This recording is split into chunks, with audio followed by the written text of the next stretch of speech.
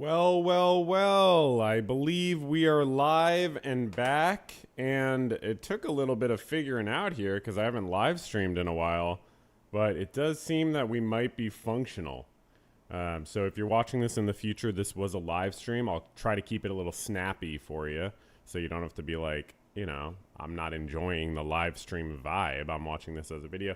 But also, if you're watching in the present and you're one of those live stream people, I'll try to keep the vibe the other way for you. So that's kind of the balancing act here that you do as a content performer. But the time's come. I mean, I made this video, and when you make a video, it's fun to do a live stream afterwards to kind of process everything that went down. Especially something like this where it's reporting on things happening. Reporting is probably a little bit too nice of a word for me to use for myself. When you're covering current events, it's nice to follow back up and say, hey, what's going on now? And also, what did I maybe not fully get into that I should have?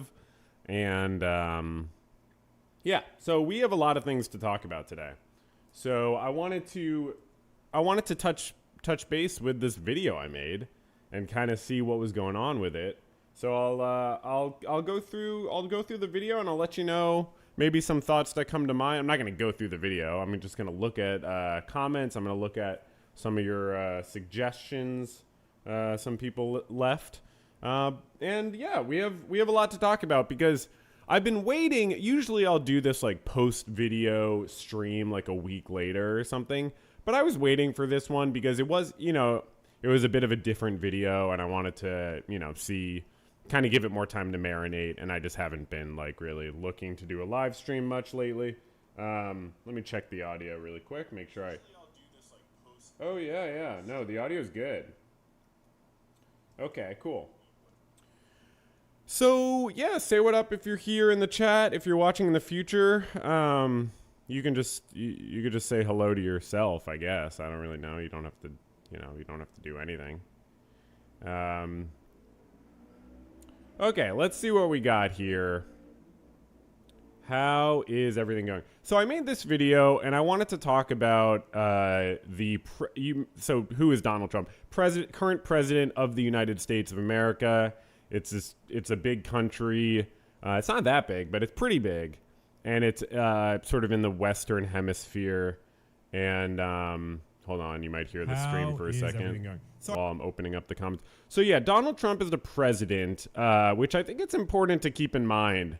Because it's easy to kind of forget and to slip into sort of like a stupor where it's like, oh, what's going on in the world? Like not even paying attention to things. I do think it's good to pay attention. One of the central challenges in life, in my opinion, is just kind of like taking it all in and really making sense of the world and really figuring out like what even is happening right now. So just wanted to kind of check in on that. So we do have a situation in the United States where politics is going on, and that can be a mixed bag. So I wanted to go through that bag, mix it up with you, and we can kind of determine what we think, kind of where we think we should go from here. Okay. So first off, I thought maybe I'd just look at the comments. People left a lot of nice comments on it. So that's a fun thing to do because I used to do that more, kind of go through comments and see what people say. I thought it would be a good thing to just start here as people are joining the stream. Nothing too urgent, but just kind of look through your reactions and other people's reactions and maybe touch base on, what's the dealio? How did people receive my perspective here? Because my whole perspective was, even though the numbers might not show it immediately, I do think a lot of people are falling out of love with the Make America Great Again movement, which does happen when you are exposed to something. Sometimes your feelings about it change. Sometimes something is really good as a motto or a slogan, but it does turn out to be a little bit different after a decade. So in my opinion, it does seem like the charm is sort of wearing off for some people. I know people who thought that things would be different this second time around for whatever reasons, and it is worth considering why that is. But they thought it would be different in a better way, and they're finding it's not as pleasurable. I do think a lot of people in the United States don't really understand just like what even a government is supposed to do. And I put myself in that category up until, a few years ago. It takes a while to kind of figure out like what even is a government supposed to do, because we're often kind of sheltered from that information. We know what the free market is supposed to do. We don't know as much like what is the government supposed to do. So let me look at your comments. Everyone, thank you for joining the stream if you're here. And if you're not, thank you for taking care of whatever else you have to do. Okay, so let's look at the comments. So I guess I'll just sort by the top ones, right? This person says, I think a big reason conservatives and progressives disagree on the death penalty is because they think government is effective at different things. Progressives think that the government is more effective on helping people, and conservatives think the government is more effective at punishing people. I just wish conservatives were more open about that instead of just saying they support small government. This is an interesting take. I don't know, I don't know if it's like works out to be that clear cut, but I do think that's an interesting take. And, I don't know whether it's specifically about what people think the government is best at doing. I do think there's this punishment versus not punishment perspective. And that's why I talk a little bit in my post-election video that I made on election night about like people growing up in authoritarian households. And this is something we've actually explored more on the podcast, on the Verbal Journal podcast. Oh, shout out. Let me, how do I link that? Verbal Journal podcast. I do this weekly podcast. It's crazy. I can't believe I do it, honestly. So one thing we've explored a little bit is like, I actually looked at some scholarly articles on authoritarian households and the relationship to conservative politics, and there definitely is a relationship. I do think like a belief in retributive punishment and like punitive responses to like misbehavior is definitely a factor here. I don't think it works out obviously simply to like Democrats versus Republicans, because there's a lot of like areas where Democrats refuse to really separate themselves from Republicans because the people in charge of the Democrats are similar rich people that don't really want true sort of popular politics to get any sort of wind. But I do think there's this difference about how much to help, like when someone's struggling, how much do you look at their own, like how much do you look at their decisions? How much do you look at the external circumstances that influence their decisions? Do you choose to look at one rather than the other? But yeah, the role of government is a big factor here. I think it might break down more to like left-wing people believe that like a government can perform certain functions. I don't know if it has to do specifically with helping people. I mean, I certainly believe the government can punish people as well as help people. I think it's good, to, have consequences for people's actions. I do think that's part of the government's role is to be an arbiter of justice. Like that's the world we live in, and we have states that do have to arbitrate justice and determine what people's punishments are for things. I do think like that's different than like punishing someone who's grew up in poverty by like not allowing them to have access to like food and healthcare. Like that's not a good punishment. And I do think a lot of times like there's a ignoring of context of people's suffering. Anyways, interesting comment. I don't know if I see it breaking down that exact same way. I don't know how anybody could be a therapist and not be woke as fuck. That's true. I mean, it's true. There are definitely therapists that are more conservative, for sure. There's obviously variations, but yeah, I mean, when your job is to try to use, like, to try to use conversation to help people in their lives, you sort of inherently believe in a changeability of people's circumstances. You also see, which conservatives do too, but like you also get a greater understanding of maybe context that influences people's personal decisions, and being a therapist just, I mean, it does definitely, you have to really believe that like people deserve certain rights like freedom of association and like, I don't know how a therapist could watch like, the government currently turning legal documented immigrants into illegal undocumented immigrants by changing the laws, which we'll get to the rule of law later on this stream. And I don't know how any therapist or like a person who dedicates themselves to trying to help in any way can watch the government doing things to make people's lives just blatantly more difficult, going back on its word. But yeah, there's a lot of values that come up in being a therapist that just like make it hard to watch people engage in like needless inflicting of suffering. I mean, a therapist or any like helping professional of so many different kinds, like I never took the Hippocratic Oath, okay, because I'm not a doctor, I'm a social worker, but like you still have that same sort of ethos of like, okay, I'm here to try to help, I'm here to not do any harm, that's an important thing. So like, it's, for example, like when you see how the U.S. government did like this so-called Department of so-called government, so-called efficiency, and these sort of measures where it's like, let's just explode things, see what happens, and then we can backpedal, let's just traffic 250, Venezuelans to El Salvador and see what happens, and then we can kind of work from there. That's not a first do no harm approach, right? That's first do what you feel and then figure out if there was harm, and then try to backpedal a little bit. Which is unacceptable. And on a moral level, I don't understand how people could ever think it's acceptable to go about your business by saying, I'm going to just kind of flail around, do what feels right, and then I'll cover my bases.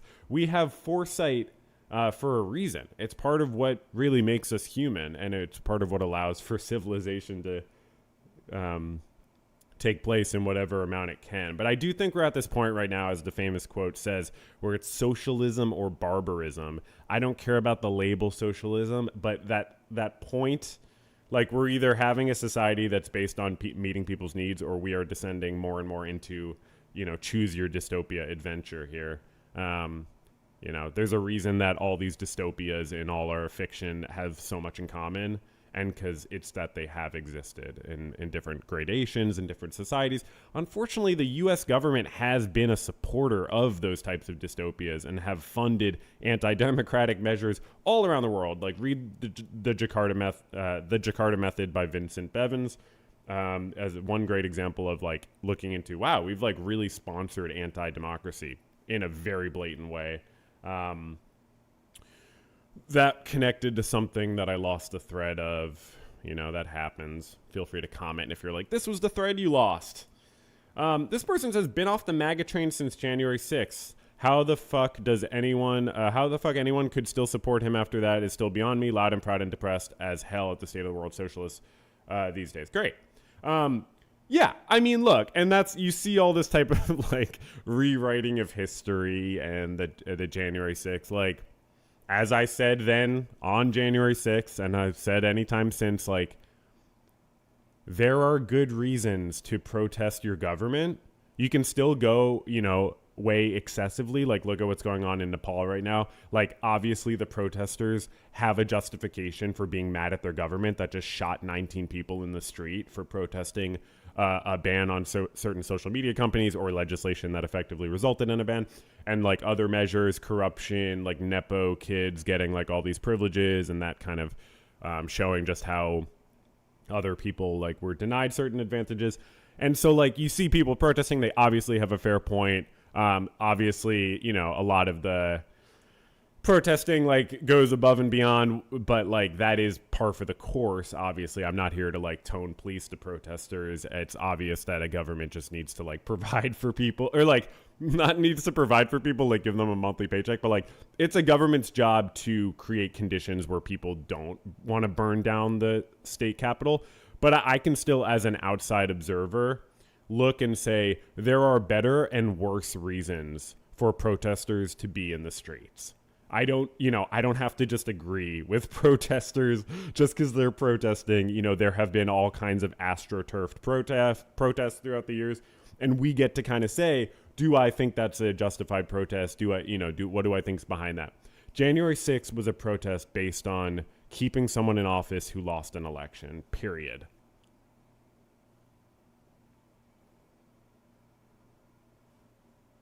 So,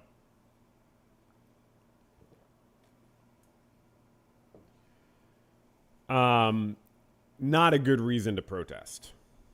And they were, for the most part, very hoodwinked and lied to. And obviously, it's the people in charge who bear responsibility for that. The fact that this current Republican Trump administration came in and pardoned those people, including many of them who committed violent acts. And many of those people who have been pardoned have subsequently been held accountable for further wrongful acts. I just saw an article the other day. A guy is being sent back to jail for violating the terms of his release. I mean, it's that was scary to me, a moment like that. And we'll get into rule of law because that is abandoning the rule of law in favor of whatever, loyalty. Cool. You know what I mean? I could go on about all this stuff. But yeah, January 6th, I mean, I definitely, that stuff like that really separates the critical thinking, independent thinking people from the loyalists.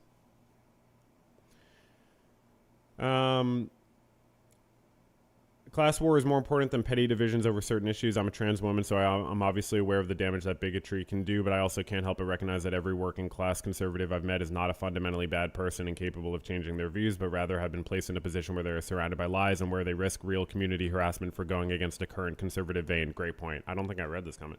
This was a great video, and to any conservative reading this, please remember that my gender identity does not make me your enemy. We have a shared interest in the struggle against elites that disenfranchise all of us, and I welcome you to my community if you're willing to take time to rethink your anger. People like me that are just trying to get a lot. Wow, great comment. Great comment. Great comment. Cool. Okay. And I think a time period people, oh yeah, so when I ask what are people referring to when they say make America great again? What are they referring to? When is that time that we are referring to? I think that's a fair question. This person says that it might be to refer to the 40s to the 70s. Yeah, right. That's the common idea. And mainly because it was the only time in history where the wealth gap did not increase for 30 straight years. Yeah, I love this interpretation. Because, yeah, that was because we taxed the rich. I mean, go look at what the tax rate was on the highest bracket. It's 90% or something. I think these days that would work out to every dollar above $450 or something grand. It gets taxed at 90% every dollar after that. But yeah, no, it's a great point. It's funny though. Yeah, you see this selective. Well, let's go back to that time period in terms of women not being able to have rights. But let's not go back to that time period in terms of tax schematics here.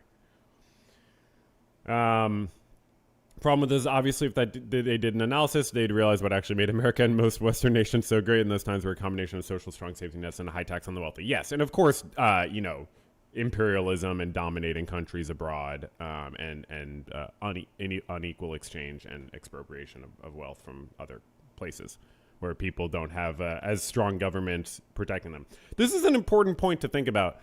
How a functional government has an inverse relationship to the ability of those of other companies and countries to extract surplus value from that land. So the more functional the government of whatever, any country, the Democratic Republic of the Congo or Nigeria or El Salvador, the less other imperial countries can force them to do what they want to do, or the less other imperial countries can extract from them, the more democratic control. No one in Bolivia is going to collectively vote to let their natural resources get plundered by, whatever, Tesla or something like that. That's not going to happen because that doesn't, people don't vote for that. But if you have a corrupt government, they will make the side deals and get their cut and then screw everyone over. So it's I'm just saying this to explain my perspective on how there's this relationship between democratic control and protecting the needs of a population, or democratic control and preventing other companies from exploiting the area. So So yeah, I mean, our greatness during these times, we look back and say, oh, we were so great. I mean, it's a lot of ignoring of the context of how things got to be that point. I mean, just look at how much resources was taken from the indigenous people on this territory, like in the entire United States, like so many different indigenous groups that were displaced, like the Palestinians have been in Palestine. And we committed a genocide. The United States committed a genocide. And part of the reason we don't stop Israel's genocide, and you see Donald Trump yesterday when Israel airstrikes the sovereign nation of Qatar, like, you see Donald Trump be like, oh, I'm sad about that. You know, that's so unfortunate. Instead of like, oh, we're going to stop the Israeli ethno-state from continuing their violence in the region. Because if we stop genocide, then it makes our citizens start to wonder why we don't do anything about the genocide and violence that we've inflicted. Israel's attack in Qatar draws rare criticism from Trump. Yeah, what was his criticism? Oh, I have to watch a video about it? Are you serious? I saw that he said, like, I'm sad about it. Okay, I tried to pull up a video. Thanks a lot, NBC. Okay, anyways, we'll talk more about that later. But yeah, I mean, it's important to understand, like, if we start having empathy for Palestinians, what's next? Do we have empathy for people in our neighborhoods being trafficked away by the men who are just following orders for the Department of Homeland Security and ICE, an agency that's younger than I am? You know, if empathy is a really, really slippery slope, you know, and it is something that can be cultivated or disincentivized in the population. Anyways, this person says Trump has directly said multiple times that America was the best during the 1890s, aka the Gilded Age. Actually, maybe not. It's when it was richest. Yeah, I mean, like, it's just like, I never heard that. You know what I mean? Like, I've been around following politics for the last decade. I never heard Trump, like, I think they try to keep it vague, because once you start pinning down a date, you don't have to be that woke to be like, really, the 1890s? I don't know about that, man. I don't know about that. I feel like we still had a lot of issues at that time. Okay.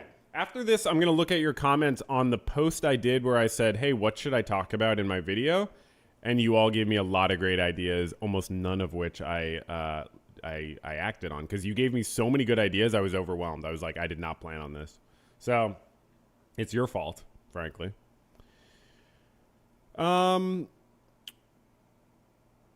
Yeah, I'm glad people are moving away from MAGA, but frankly, I'm too hurt and angry to feel any sympathy for them. They didn't bother to turn around until it started affecting them, and now all of us have to suffer the consequences for their actions, and I don't think we're sorry is enough. My trust in a lot of people is damaged. Hey, I mean, can't argue with that. You don't have to trust people, you know, if you don't feel like you trust people, and I, you know, I'm not looking for an apology either.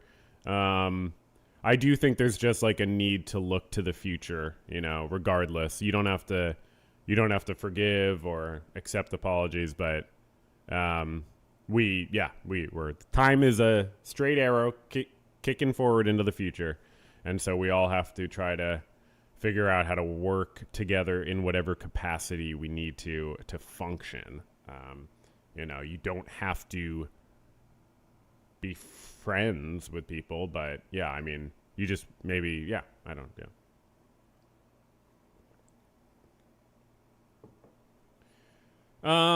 This person knew that it was 4%, meaning the wrongful rate of conviction for death penalty crimes in the United States, and have always been against it even when I was a kid, and thought everyone in jail was guilty. I agree. When I was a kid, I didn't know that there were wrongful convictions. That's a good point. I was against the death penalty too, but I didn't know about wrongful convictions. That's a really good point. Yeah. It's totally wrong aside from that. Yeah. Yeah, the death penalty is so sick and twisted. Like, it's so sick and twisted. I'm so disturbed by all the things I read in the news. I read the news so much, and I'm so disturbed by so much of it.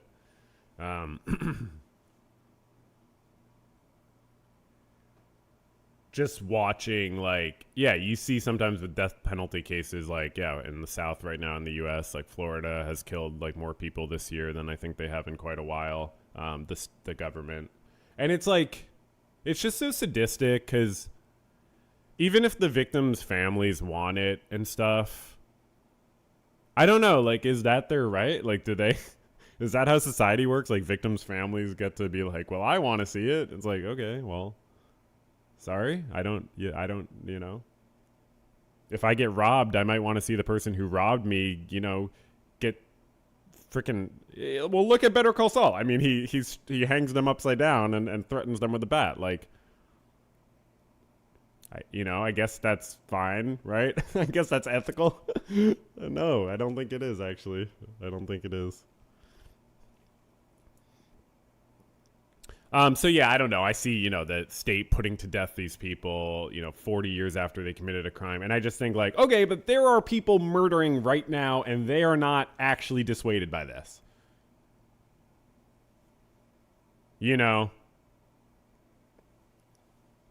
So it doesn't really help. I mean, you also, when you're a kid, you might intuitively, even if you don't know about wrongful convictions, you might just intuitively know like this doesn't help. It's punitive. And again, it might come from how you're raised to a certain extent. Are you hit? Do the people who say they love you hit you? Because they think that that's actually helpful. Because it happened to them when they were a kid and they didn't do any research or look it up on Google Scholar. We're not sponsored by Google Scholar.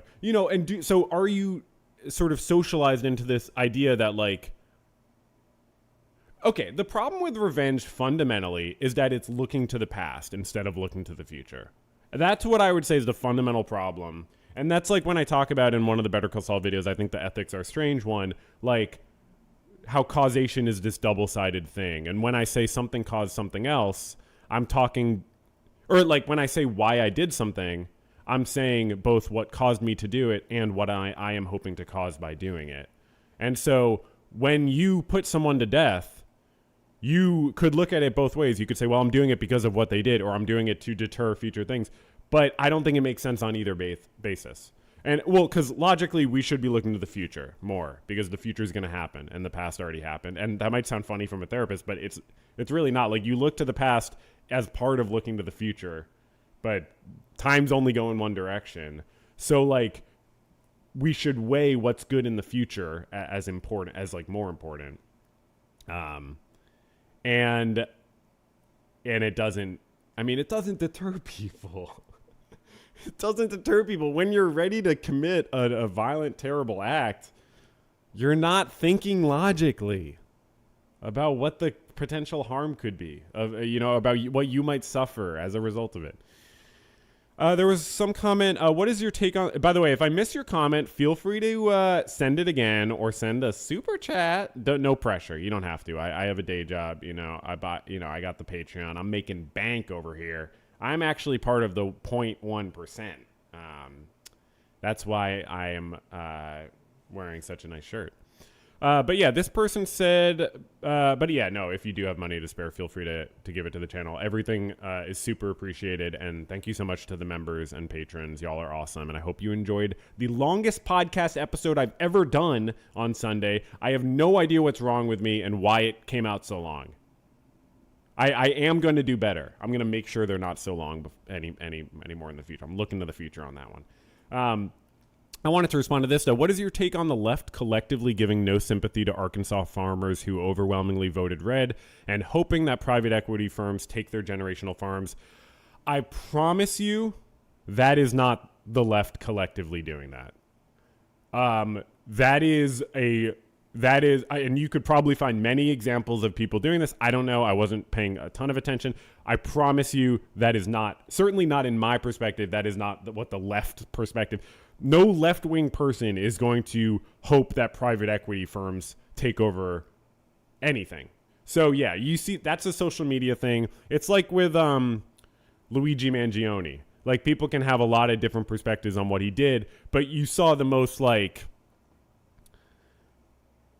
Wait, maybe that's not a good analogy. But I'm just saying, like, social media shows you the extremist responses. So yeah, no, the left, like, no one if you're wanting private equity to take over farms because people voted the wrong way, yeah, you're not doing that from a left-wing perspective. I'm not arguing with the idea that people on the left have done that, but they're not doing it from being a left-wing person. So I would view that as just people not really understanding what socialist politics entail, not really understanding like where the line is of punitive. But yeah, I mean, the left, Democrats obviously, but like the left too, we struggle with punitive urges too, and they say kill the cop in your head. I mean, really, that's people who need to kill the cop in their head. Not that I would ever endorse violence in real life, but that's a figurative expression.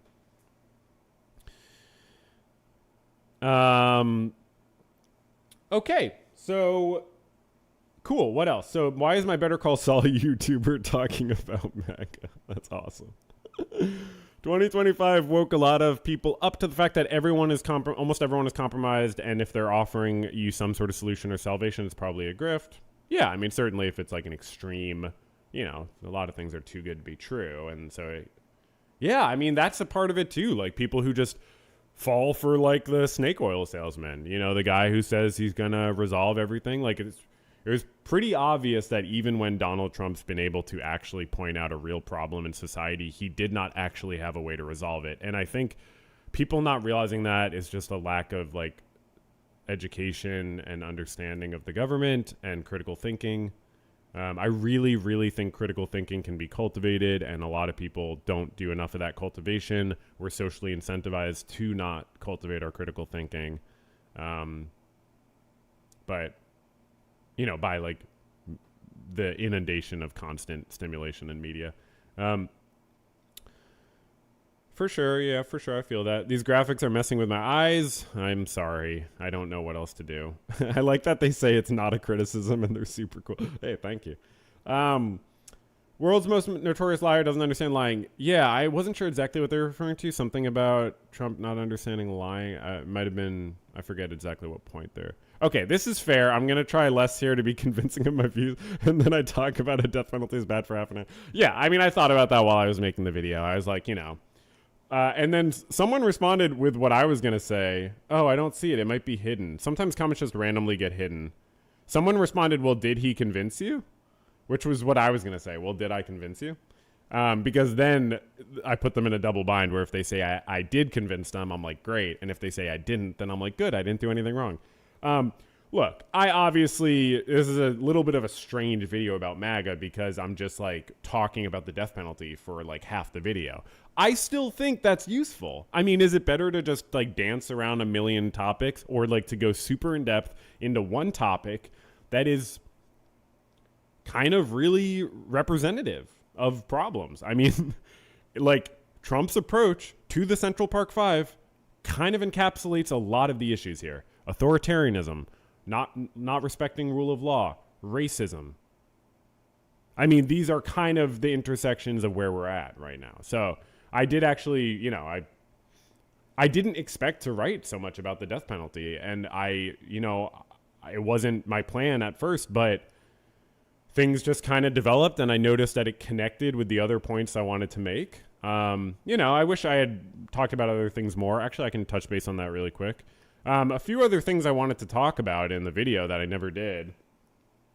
I didn't even mention free speech, right? Like, I don't even think I mentioned free speech. And, like, that is a really important thing for people leaving MAGA. Because that is a reason that a lot of people voted for MAGA. They got hoodwinked by this, like, talking point. And if you say it enough times, some people will start to believe you that, like, the left has become the censorship party and the right is actually the free speech party. Okay, who's burning books? Who's removing books from libraries? Who's covering up art on the sidewalk, on the crosswalks, even though it actually creates more safety for the crosswalks to have art on them and people have studied it? Like, who is actually jailing people for writing a letter to the university for co-authoring a letter? Rumeza Ozturk at Tufts, co-authoring a letter that their university should listen to their students and stop funding the genocide of Palestinians in various ways. So it's become very clear for more and more people that the Republican candidate and the Republican Party have been hoodwinking them about free speech. It's just been a lie. All this stuff about tech censorship, it's been framed in deliberately lying ways. Everyone could probably change how they approach free speech, but in regards to left versus right, the left is not the ones getting in the way of free speech. It's the right. It's very clear. Some people didn't see that, some people identify Facebook with the left or something. So when Facebook censors someone, they're like, what the hell? And then you have right-wing ideologues who are funded by Peter Thiel or something, coming out with their half-baked, not peer-reviewed research and being like, I can't even publish this because of the woke left. And it's you could try to get that through any journal and they will give you comments on it.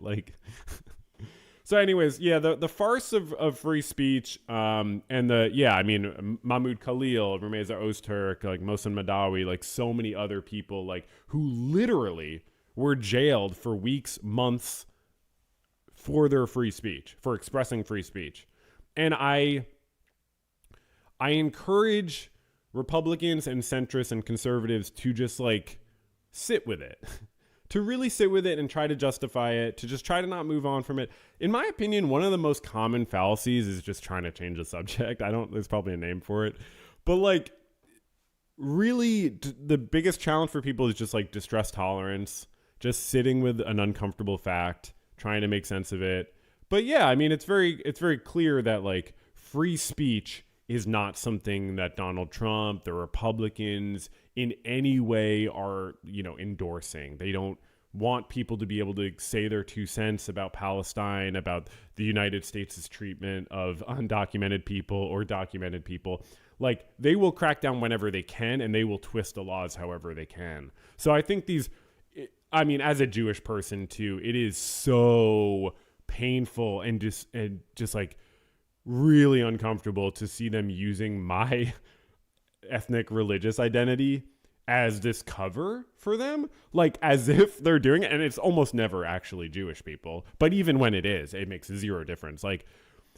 To say that they're protecting me, Israel doesn't protect me. I want Israel to stop being a Jewish ethno-state. I want Israel to just be a one democratic state, give Palestinians their land back, give them their homes back, give them their communities back, give them the right to vote, make it a democratic state, not an ethno-state, not an apartheid state. So Israel doesn't make me safe. What also doesn't make me safe is for the U.S. government to say they are doing things for me when they are restricting people's rights. I get people thinking, I get that obviously anti-Semitism is getting worse. You have a country with the Star of David on its flag for the last 75 years, for the last, claiming to be the Jewish state, even officially in law for the last, since 2019 or whenever they passed out, Jewish identity law or something. They are literally saying that they are the Jewish state. And so I get that it's hard for your average person who maybe doesn't think about things super deeply on every subject. It's hard for your average person to understand Israel doesn't represent Jews no matter what they say. I was reading some article last night. It was it had a quote from a Palestinian woman about and it was a Palestinian woman who had been separated from her land. She had been displaced, her family and friends had been killed. And they had a quote from her where she said something about no matter how much the Jews try to do this, we're going to fight. Oh, actually, it was in the Wikipedia article for Samud, which is a Palestinian concept, an Arabic term of resilience. So you can go find the quote that I'm referencing if you'd like. And she says something of something about the Jews doing this. And I'm that doesn't offend me. Of course she thinks that. What are people supposed to think?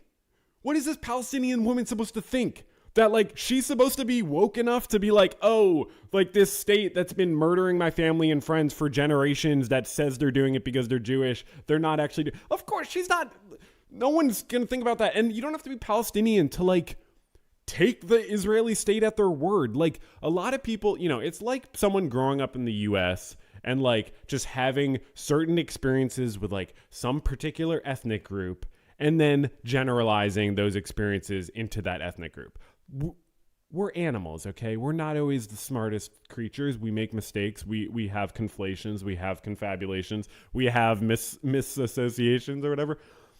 So like I get it, and it, like the obvious cause of rising anti-Semitism is a country saying that they are a Jewish state committing war crimes for generations. And in the last 2 years, very clearly trying to exterminate a people. Also, I think it was in that same Wikipedia article on Samud, which, by the way, I was looking up the word Samud because the current flotilla that is on its way to Gaza to try to bring aid to people and to bring awareness that Israel has fired drones at twice at the Tunisian port is called the Global Samud Flotilla.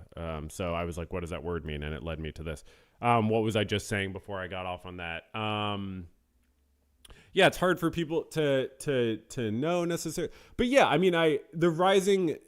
Oh, yeah. Oh my God. Yeah. There was this one mention in that article of Israelis.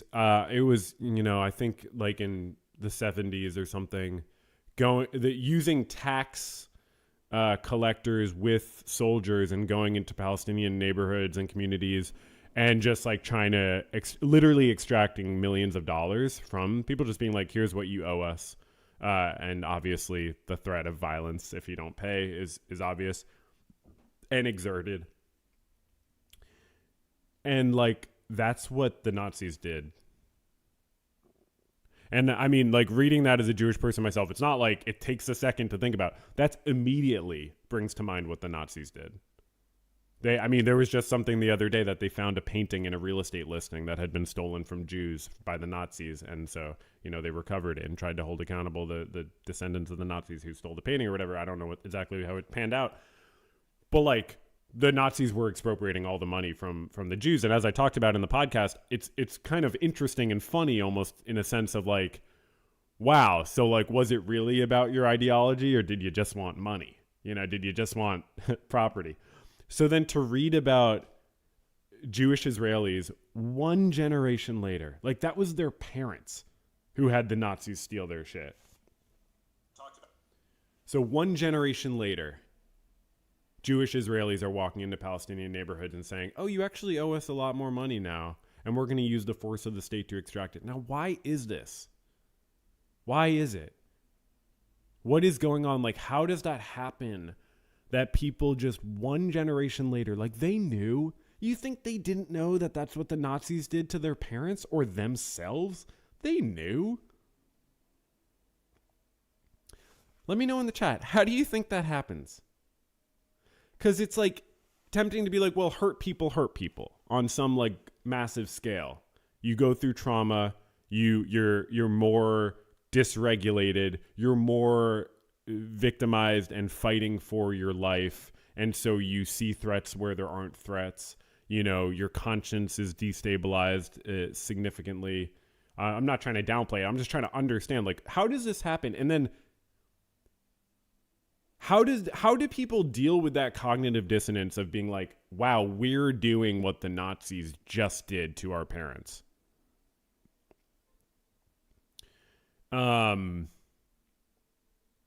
It's really an important question. Because I don't believe in like good or bad people deep down, really. I think good and bad are abstract concepts that are socially constructed. That doesn't mean they don't mean anything. That just means that in a state of nature, when a lion kills a deer, there's nothing good or bad going on. When a volcano explodes and kills thousands of species, I don't know if that happens, but that's nothing good or bad going on. I don't think good or bad exist in nature. I could be wrong. This is just my own thoughts, So I don't think about people as good or bad. I do think they're useful concepts. If someone's like constantly hurting everyone around them, you could tell your friend, hey, that's a bad person. I'd stay away from them. It's okay. I'm not like against using the words, but like, it's not really what's going on under the surface. So like, I don't think that Jewish Israelis are bad people. I think they are heavily propagandized. Why did we in the United States let our government kill hundreds of thousands of Iraqis? Just for example. Why did we let our government drop the atomic bombs. Like, I mean, they didn't ask our permission for this stuff, but like, why were we not in the streets? Like, why were we, in Nepal, they make it so some social media companies can't function and people burn buildings. It's interesting to think about. Like, what are those factors that are we evil? I don't think that's the best explanation of what's going on. So why would people support this authoritarian, racist, like, person who, clearly wants to use the state to commit war crimes? Now, who am I referring to? When Donald Trump was running for president in 2016, he said that he wanted to kill the families of terrorists, if you remember. Now, this was 2015, my mistake. Now, oh wow, he looked terrible even back then. Jesus Christ. We need some younger blood in politics, yeah. But no, why? Why do people, like, how does that fly, right? Like, in the U.S., like, you can be like, I want to commit war crimes, and people are like, he's pretty gung-ho. He tells it like it is. Now, his advantage there is that Democrats also want to commit war crimes. They just don't admit it. So that is the problem we're in, right? Is that at that time, Democrats were like, well, that's kind of rude. You know what I mean? I don't know what they said. Maybe they spoke out and pretended that they were against war crimes at that moment.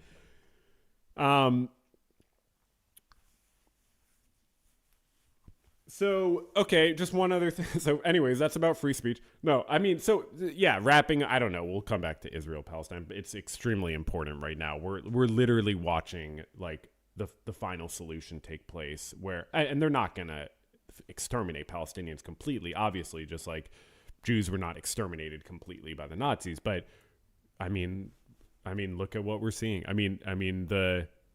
If Israel stopped dropping bombs on Gaza right now and spent millions and millions of dollars to help rebuild Gaza and bring back the displaced Palestinians in this far-fetched fantasy, that would be like the beginning of like a decades-long amends process for what they've done. And they're not doing that. They're continuing to murder people with bombs. I wish that our leaders had to go stab people. I wish Netanyahu and Trump had to go stab people, because I think that they wouldn't.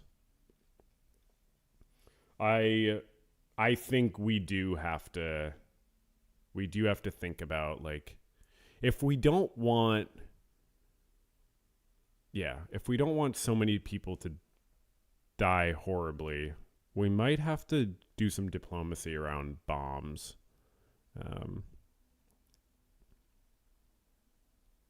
Do you think because the way Israel was established, it already created a mindset of entitlement and supremacy? Absolutely. Absolutely. And that's true of any colonial settler colony. I mean, like, it's just inherent, like, and that's how the racism goes along with the capitalism and the colonialism. You just get so much money, like the capitalists get so much money, they need more places to expend it. And then that overlaps with geopolitical interests and racist ideological interests. And they say, well, let's dominate this area. But yeah, absolutely. The founding of Israel. And it's so recent too, like compared to settler colonies like the United States. So it's like more in their minds, in the population of like, I mean, yeah, I grew up Jewish, and like you would unironically hear people like use the expression "the chosen people." They wouldn't literally be like, "We are better than other people," but like that's an insane idea. Like no one's chosen by anyone, and like to blend that with this idea that like, oh, we have the right to displace Palestinians. Like I learned recently that Theodore Herzl was actually thinking about establishing the Zionist state in Argentina, and then he chose Palestine because he was like, well, it's a little bit better for branding purposes. And it'll be easier to get Jews to move to Palestine to create a Jewish majority. But yeah, I mean, look, it is fine for Jews to move to Palestine. It's fine for people to go wherever they want. The problem is creating an ethnic state and specifically displacing the native people. You can move to an area and actually join with the people who are there. But yeah, you can read about the history pre-1948, post-1948. Like it was already in the Nakba in 1948, like Israel displaced 750,000 Palestinians and like killed a bunch of people too. They would just murder a bunch of people. So then the Palestinians were like, I guess we have to go because these fucking maniacs are killing all of us. So yeah, the way Israel was established was very racist. It was like white European people being like, we are going to displace the dark-skinned indigenous populations. And then the sort of ethnic religious side of it just adds kind of like adds a dimension to it, I guess. But it's colonialization. Okay, the other thing I wanted to mention before we get back to some other stuff is so like regarding so we talked about free speech and the obvious duplicity on that. There's also the farce of America First, and that's something that we've been gesturing at with some of these comments about Israel. And I believe that people actually do think, or like actually thought that, Donald Trump and the Republicans would be America First and would put Americans' needs above serving the needs of like whatever other people in other countries. And like there's a way of interpreting that concept of America First that is perfectly ethical and good. It does sound like Deutschland über alles, but it's something where you could interpret it in a good way. Like obviously, like we should be taking care of, like, a nation's first responsibility is to its people. It's not really that doesn't have to be in conflict with being a good international actor. You know what I mean? It doesn't mean like committing war crimes so that we could be a good country. But like it means, making sure we have our own needs met. Obviously an America First thing to do would be like single payer universal health care. It's demonstrated to help more people get their needs met, improving transportation, public transportation, making it so people have food on their table, making sure kids have food, not taking away food from children like the Republicans are doing. Just funding like journalism, funding academia, like funding the things that help us understand our world. Is it America First to drone strike a boat allegedly bringing drugs from one country to another? Neither of those countries being the United States. No. It's not. It's not. So I do think there's a problem of people just falling for slogans, and that probably is a critical thinking problem. And then, not accepting the 2020 election results. We sort of talked about that with January 6th. Okay, so let's get back to some of the comments. So,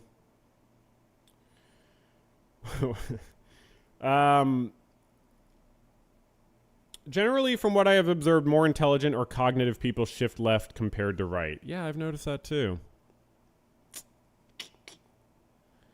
Of course, a lot of that is due to money. I don't know. What can the people of US do vote? I don't know. I don't know if that's... Yeah,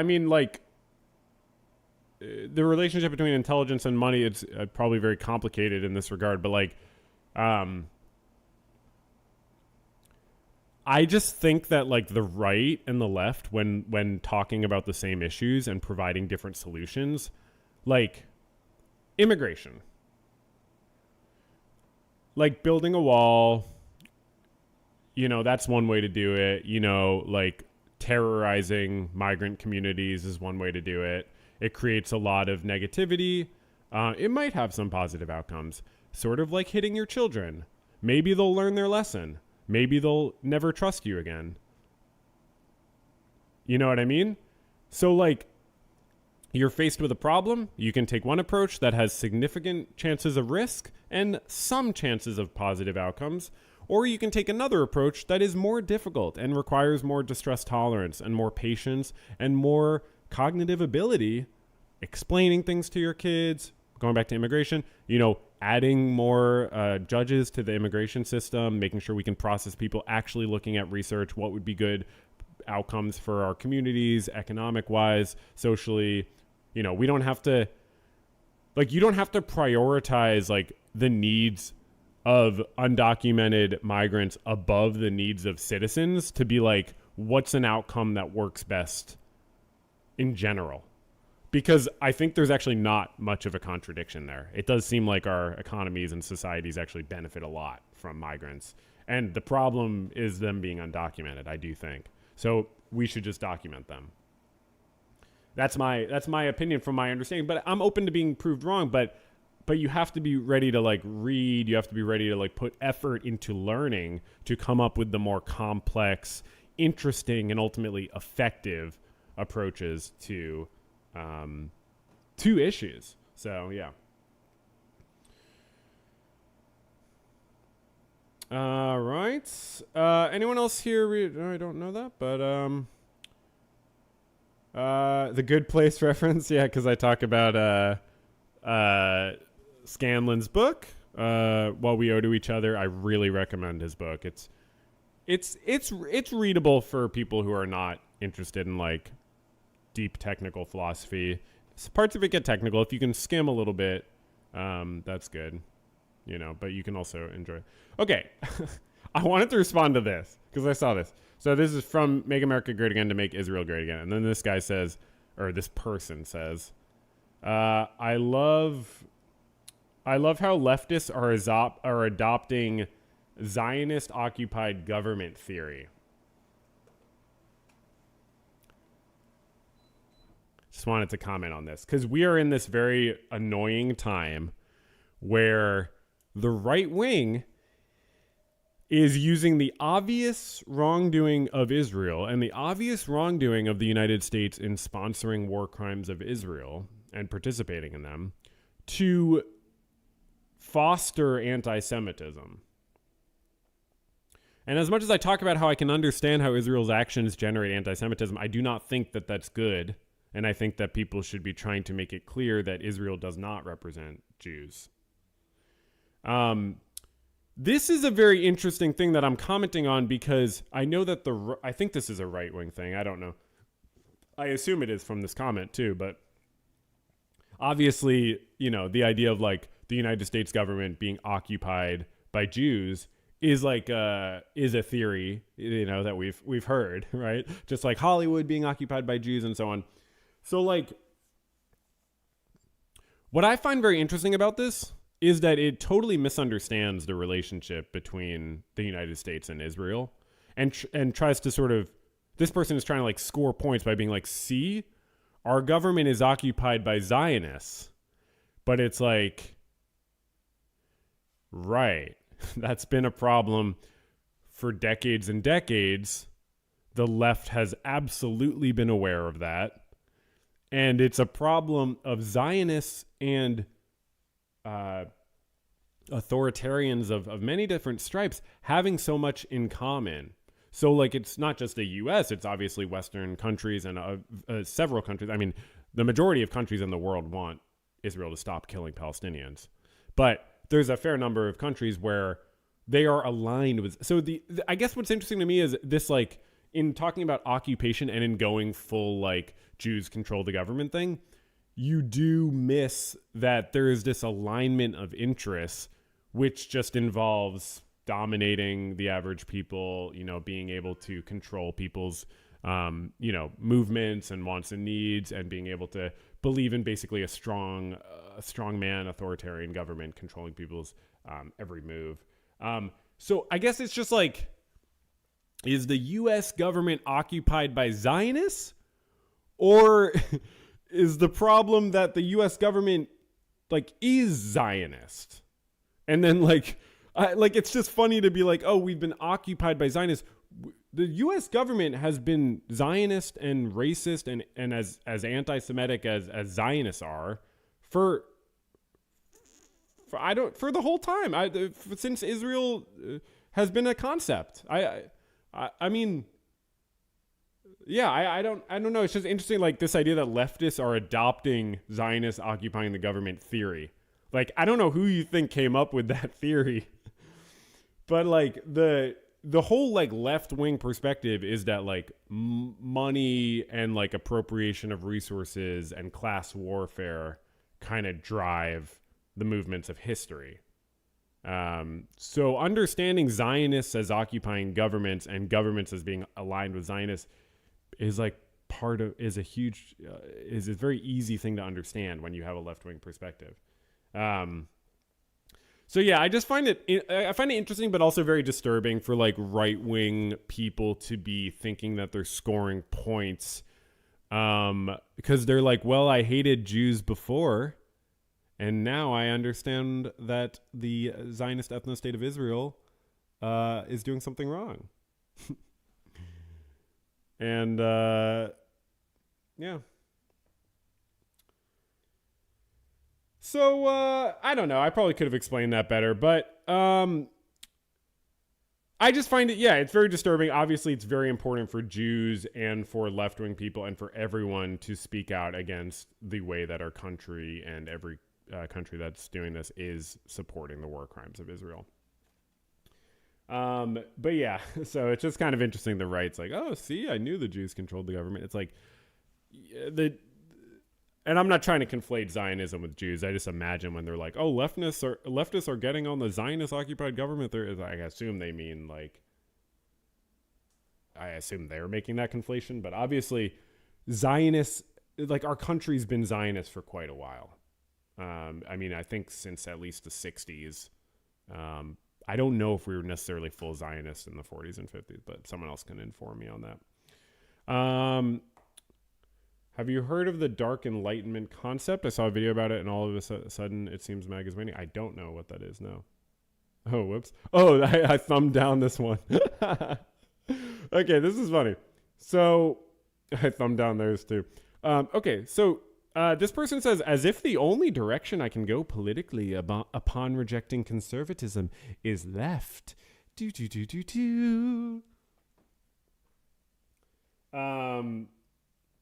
So this probably goes without saying, but I didn't make this video for fascists. I thought it was pretty obvious, but I made this video for like conservatives. Who are becoming not super interested in MAGA and leaving it, not to necessarily go left. I wasn't even thinking that, honestly. I was thinking of people just like trying to determine their ideas in different ways and like trying to use other language outside of the words that they're given by the Republicans and MAGA to understand their beliefs. I do think if I had taken more time and wanted to, I could have done a lot better to go through like a history of this and a history of how conservative ideals are even if they come from a great place, like are sort of often co-opted by, like, I'm sure this, obviously this MAGA situation is one of many times throughout history where conservative mindsets have been pulled down a more authoritarian vein. I mean, this happens all the time. So I didn't really go into that. Like, it's totally fair if you watch this video and you're like, well, he's kind of missing the fact that like, this is always how it goes. Like, people appeal to conservative mindset and then go full authoritarianism. Like, that's how it goes. But I thought it was useful to just go into this one example of it in a lot of depth. And otherwise I would have had to like read a bunch of books, and I can't do that for every video. I got other stuff going on in my life. Upon rejecting conservatism is the left. No, you can go right, buddy. I just didn't make the video for you because you're not going to listen to me. No one who's like, oh, MAGA is not authoritarian enough. MAGA is not enough disrespecting the rights of minorities. MAGA is not enough persecuting people for their identities or their beliefs. MAGA is not enough limiting people's free speech, freedom of association. Like, you're not going to listen to me, and you're not a conservative, right? So like, I don't care. I'm not speaking to you. Also, like, Yeah, I'm not speaking to you. You can't talk to everyone in a video. So I'm only speaking to people who, like, as I talk. So this video specifically goes over two main concepts, which is empirical reality, being in touch with what's actually going on, looking at facts, looking at data. If you watch the podcast, you know that word is very triggering for me, but being in touch with reality, and then decency. So that's what I said. That's what I identified as the two biggest differences between MAGA and conservatism. It's just my take, but I identified it as being conservatives can still be conservative while being in touch with reality. There are probably limits to that. I do, yeah. I mean, yeah, like I've talked about hitting your kids a few times in this stream because I do think it's really important. It's something that a lot of people still think is okay to do, and it's literally abuse. And it takes place in homes behind the scenes, and like a lot of people don't know about it. And then like people grow up and build their identities off of trying to justify what was done to them and thinking it's okay to do punitive justice and various other reactions to this trauma. But what was I going to say?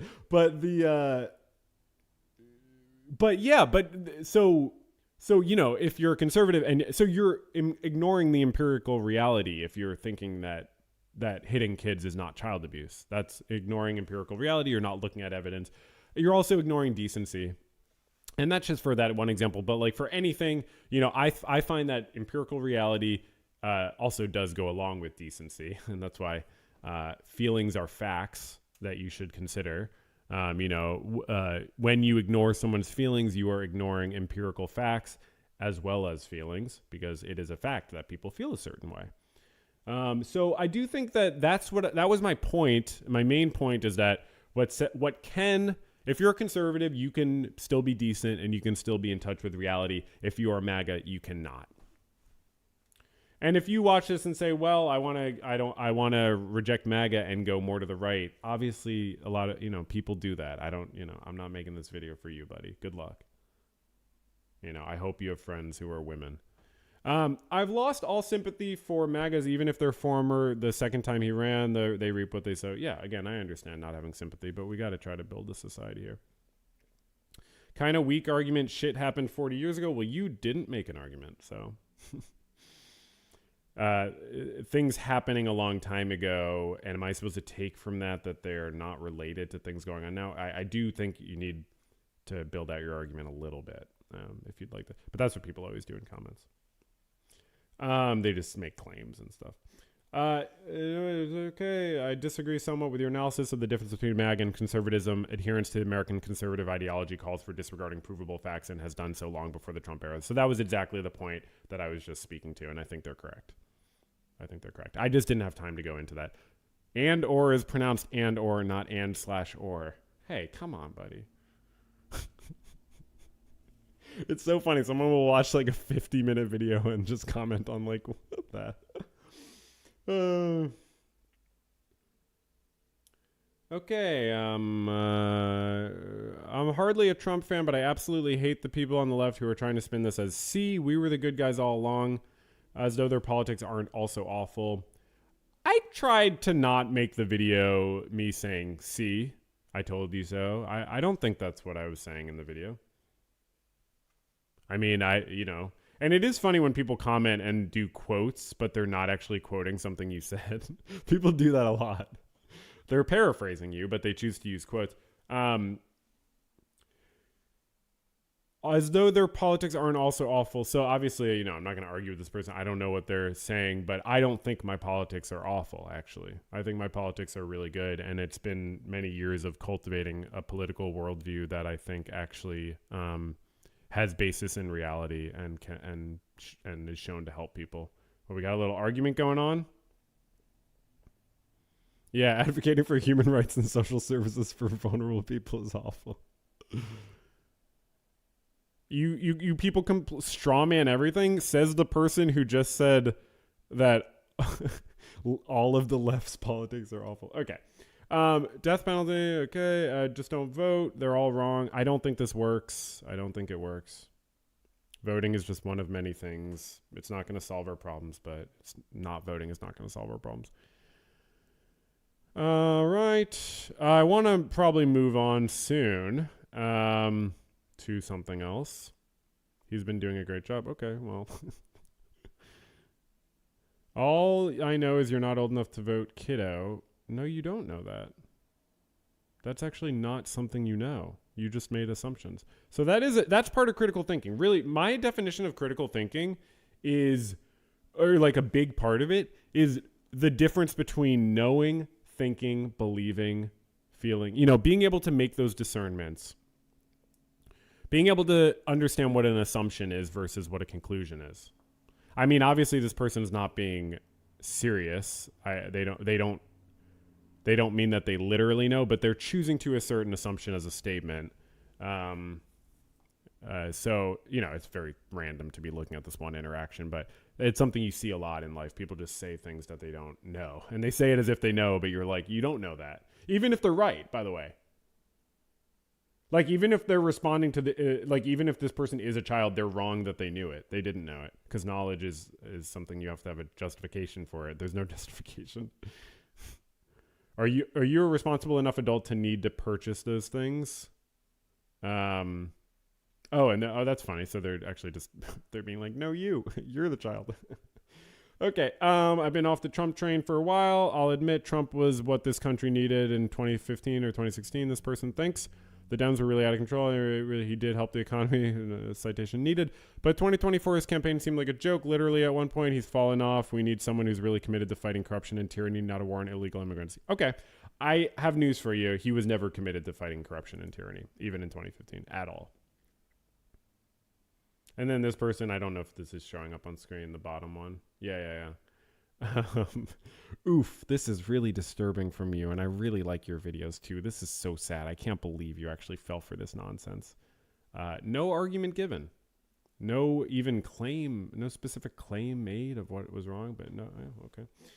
Okay, so how are we feeling? How's everyone doing? How are you? How are you feeling right now? Let me know in the chat. Tell me about your thoughts and feelings and your dreams. Is there anything I didn't touch on that you'd like me to touch on about this video? Okay. So now next thing we're going to talk about is what you suggested I talk about in the video. Okay. So I said I'm considering doing a video. What do you think I should talk about MAGA, people leaving MAGA? Lots of extremely good input here. It was like so much good input that I was like, I just need to ignore all of it because I can't, yeah, it's too much good input. We were led to believe that we were immune to propaganda, but by forcefully feeding us propaganda, the mindset one must have to believe the common things that a MAGA supporter believes is one where you feel superior to others for your beliefs while not really thinking much about why you think what you do. Yeah, that's a great point. They would tell someone you're not less of a person for trying to question your beliefs or the ones in your surroundings. If you don't actually ask yourself what exactly makes you think what you think, then you don't really have an opinion on anything. And that's another elaboration of what critical thinking is, understanding why you think what you think. Wow, this person says my videos about BCS help them in their politics. I think your therapeutic background and non-confrontational tone, what the fuck is that supposed to mean? Make you extremely well suited for helping people challenge their own ideas in a safe way. Thank you so much, buddy. I really appreciate that. I'd say something to validate their feelings and that led them towards MAGA initially, probably. Yeah, hopefully I did an okay job of that. Yeah, Trump does sort of just like speak off the cuff because he has no impulse control because he's failed upwards his whole life. Why would he ever be worried about anything he says? Bleep, blah, bloop, dip, blah, blue. I'd say something to validate it's hard for me to forgive someone for being MAGA, but if I know if any of my family members managed to get out of it, I'd be so relieved that it wouldn't matter. Exactly. I just want them to know I was proud of them. As a former evangelical Christian, I know how hard it is to deconstruct something that everyone in your community is 110% committed to. Yeah, and I do think there's obviously a very religious and culty side of people's fealty and loyalty. I personally, I've said this before. What up, Sophie Straw? Welcome to the stream. It is Christmas today, yes. Yeah, I've said this before, but like, I don't really understand loyalty. Like, I feel like when you do something good and ethical out of loyalty, isn't it good and ethical for other reasons? And if you do something bad and bad and unethical out of loyalty, it's still bad and unethical. I'm open to being proved wrong, and loyalty has a good ring to it, but not to me anymore. I don't know. I don't understand why we need loyalty. Like, I don't know, like your friend's going through a hard time and then a stranger makes fun of them and you take the side of your friend. Like, obviously you're going to do that because that's the right thing to do because you care about your friend's feelings. Okay, switch it around. Like your friend's making fun of someone and being mean to them. Like, you're not going to be loyal to your friend. You're going to tell them stop, you know? Like, I just don't understand.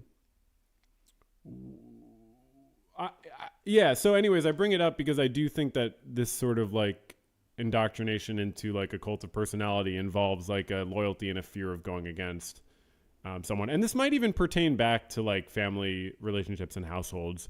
And like, I'd be interested. I wonder if anyone writes about like loyalty within the family or like how that comes up. And cause like, I feel like that must come up and sort of indoctrinate people into like, I'm supposed to like, how is loyalty not codependence? I guess is like a question. You know, let me know in the chat. I just don't understand. Like, when do you need to be loyal? And that's like a helpful value that you wouldn't be able to get to the right behavior without loyalty. Loyalty. Okay. The MAGA community is largely online. Well, I don't know. And while it's engrossed in chasing ideological purity, I think that if you toe the line, it's highly accepting towards people. I think this tends to attract people who are in need of belonging and who have moral flexibility. I also think because it's obsessed with grievances, it makes insecure people feel very validated. That's a great point. I think towing the line often brings a lot of personal concessions and self-deprecation, even for the least marginalized people in the movement. People often concede much about who they are to continue feeling accepted in the movement, especially in the more fringe communities. This makes me wonder, do a lot of people with a fawn response to conflict gravitate towards MAGA? Great question. I haven't really heard that expression, but I guess you're saying like people who are avoidant of conflict and just want to kind of fit in and conform. And even better to fit in and conform to something that makes you feel like you're not fitting in and conforming and you're actually doing the opposite. I used to be former MAGA, and it's the most embarrassing period of my life. I think that if someone told me that it's possible for two people to be equally smart yet disagree fundamentally with neither being wrong. Okay, this might be the only one I actually listened to. Did I read this? I think I did read this, and it must have inspired me talking about that because, wow, well, Mango Dew 4040, I hope you're happy because I read What We Owe to Each Other, and I referenced it a lot, and specifically this point. So I think I might have done that on your inspiration, so thanks. How are we feeling in the chat? A lot of people chatting. Love it. Y'all chat with each other. If I miss what you say and you were trying to direct something to me, feel free to super chat it up. No pressure. No pressure. Don't spend any money you don't have. But you can also repeat your comment, but, don't do it too many times. Also, just other people can answer each other's comments. You don't have to be asking me questions. You can ask each other. Okay. Granted, I was a teenager in a very right-wing household, so maybe it's an issue of nurture or maturity. From my experience, a lot of it seems to be about objectively right, trolling the libs, and respecting people. Yeah, interesting. I think I'd emphasize that their fears and worries are valid, but also try to redirect them from blaming minorities to hating the billionaires that are actually responsible for the worsening state of the world. Yeah, that's why you hear things like anti-Semitism is like socialism for fools and stuff. Like, oh, it's like I hate... And you see it even aside from anti-Semitism. Like I was on the podcast on Sunday, I spent an hour watching Dave Rubin and Russell Brand talk to each other and analyzing it deeply because it was really funny. And they talk about billionaires and how like they're like, oh man, if I was a billionaire, I wouldn't want to be like ruining the world and controlling people. And obviously Dave Rubin and Russell Brand spread COVID misinformation consistently. So they're like, I wouldn't want to start a fake pandemic. How many people died? I don't know. So, they talk about that. They're like, if I was a billionaire, I wouldn't want to be like controlling the world and stuff. And they name, George Soros and they name Bill Gates. You know who they don't name?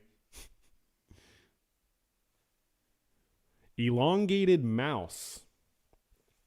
Evan Yuck. Wait, what's his name? Elon Musk. I'm sorry. The world's most hoarding wealth individual.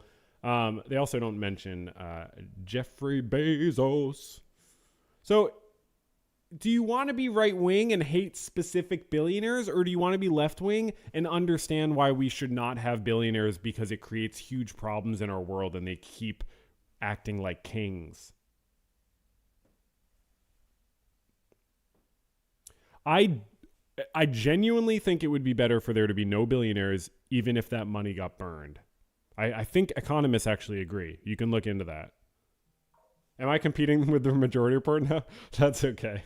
I was never going to be able to compete with them. What do I think about Joe Rogan backpedaling from endorsing Trump recently? Is he just trying to seed an exit strategy, or could he be really remorseful? That's a great question. I try not to necessarily, as much as I obviously do psychoanalyze people and stuff. I don't really know if he's remorseful. I don't care, but, yes, I think it's very obvious more and more how hoodwinked a lot of people got. And, I know people who listen to Joe Rogan who try to downplay his endorsement of Trump, as if it wasn't a big deal. It's like, no, I mean, he chose a side. He chose the side. So I don't particularly know or care if he's remorseful. Joe Rogan does not act like someone who's remorseful. I think if he was remorseful, I followed the way he's targeted that archaeologist Flint Dibble and stuff and harassed him with various people on his show. Has he ever apologized for that? Is he remorseful for spreading COVID misinformation? Is he remorseful for not telling his listeners that over 1 million lives have been saved in the US because of COVID vaccines? Is he remorseful? He doesn't act like it. But yeah, no, he's just a goon, man. He's just a freaking goon. I don't know what to tell you. I don't really have much confidence in his ability to express a conscience.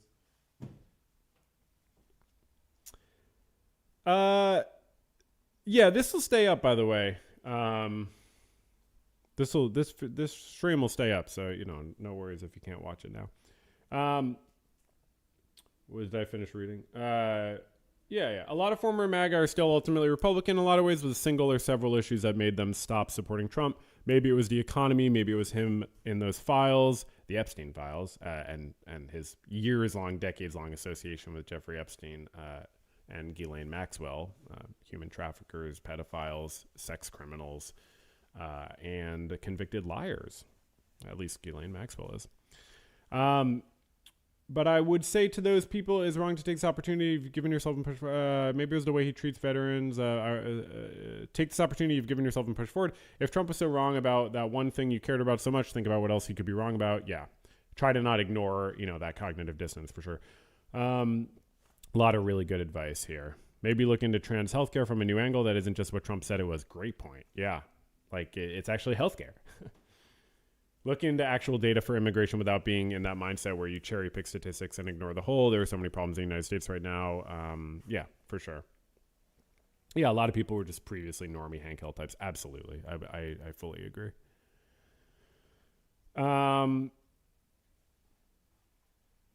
My opinion about white outrage over the killing of the Ukrainian woman on the train that happened in the U.S. I haven't followed a lot of people's responses to it. I'm sure people have all kinds of responses. I was reading an article about it last night.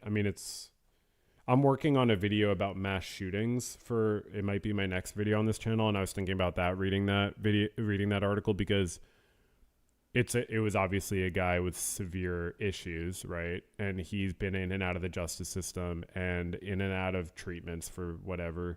And none of it was able to help or help enough.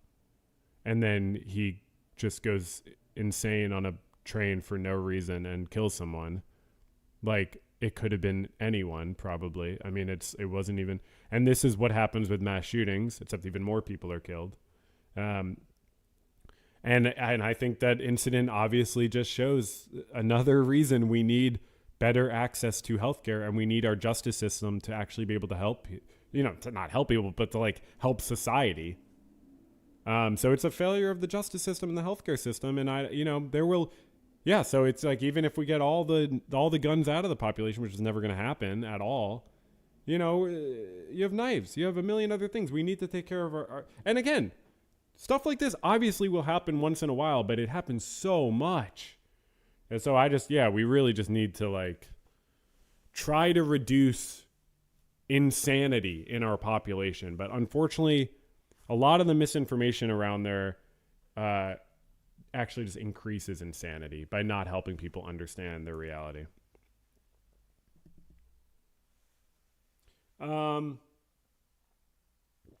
But yeah, I don't know anything about the white outrage. I'm sure people are obviously using it. The fact that it was caught on camera is horrifying. I didn't watch the video. You should never watch stuff like that. But the fact that it was a black man committing the violent crime and it's on video, that is just meat and potatoes for racist people. Because they're stupid. I mean, it's like the overlap of stupidity and racism comes in, I think, the challenge of generalization or specification, and like the overgeneralization, the inability to identify category errors, and the over broadening of an issue or like a incident into looking at it as the class or the race of person committing the act, not understanding like indirect causes or like social issues at play.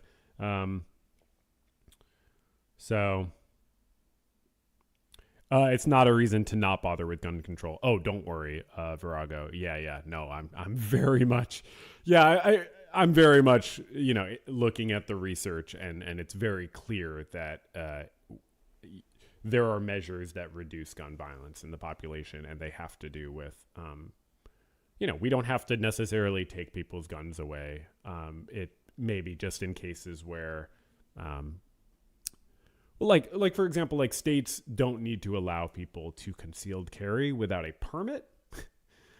They don't necessarily have to allow concealed carry. They definitely don't have to allow concealed carry without a permit. Tons of states do. We could absolutely control which types of guns are sold so easily. We could make it so people with certain types of records don't have access to guns.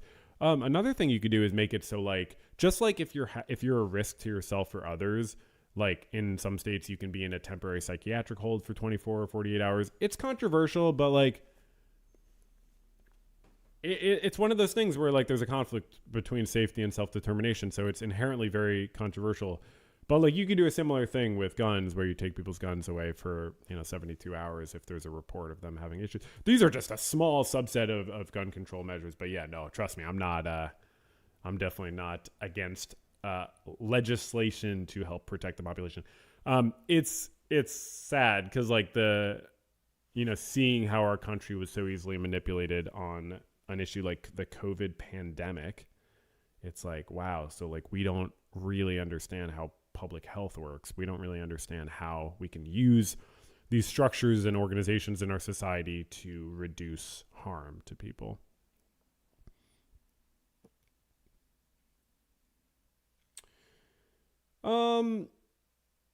What are we doing here? Okay, so I'm a former Trump supporter. I overlooked his clearly wrong, harmful actions and attitudes and decided they were tolerable in order to have my more valued personal rights avoid jeopardy. I'm specifically referring to gun rights. But at some point, I realized his corrupt nature meant I couldn't actually trust him at all. And I finally realized that what's right was most important, and saw I had to trust that siding with what's right and compassionate and just would lead us, the country, to where we should really be going. And Trump repeatedly bears fruit of all wrong things. Hey, fucking right on. So true.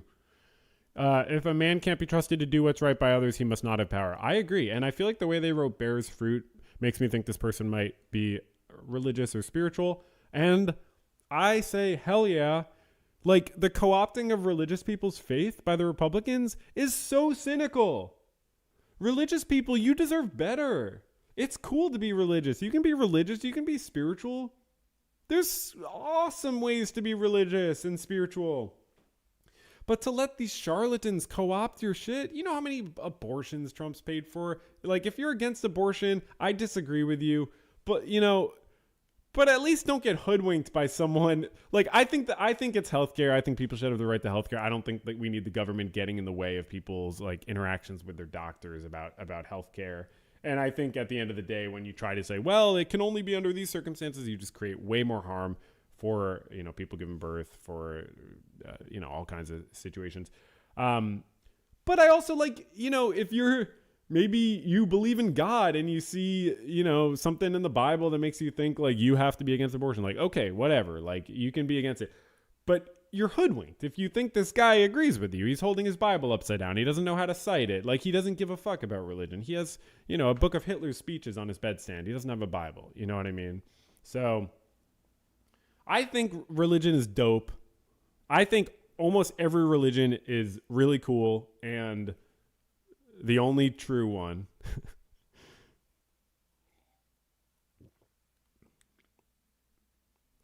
No, I do really think religion is great, and I think it's so obviously a part of how we cope with reality. So it's just so sad to see people's like deepest faiths being being used to manipulate them. But it's again what you see in cults. I may do an interview with a cult specialist at some point. I wanted to look into that.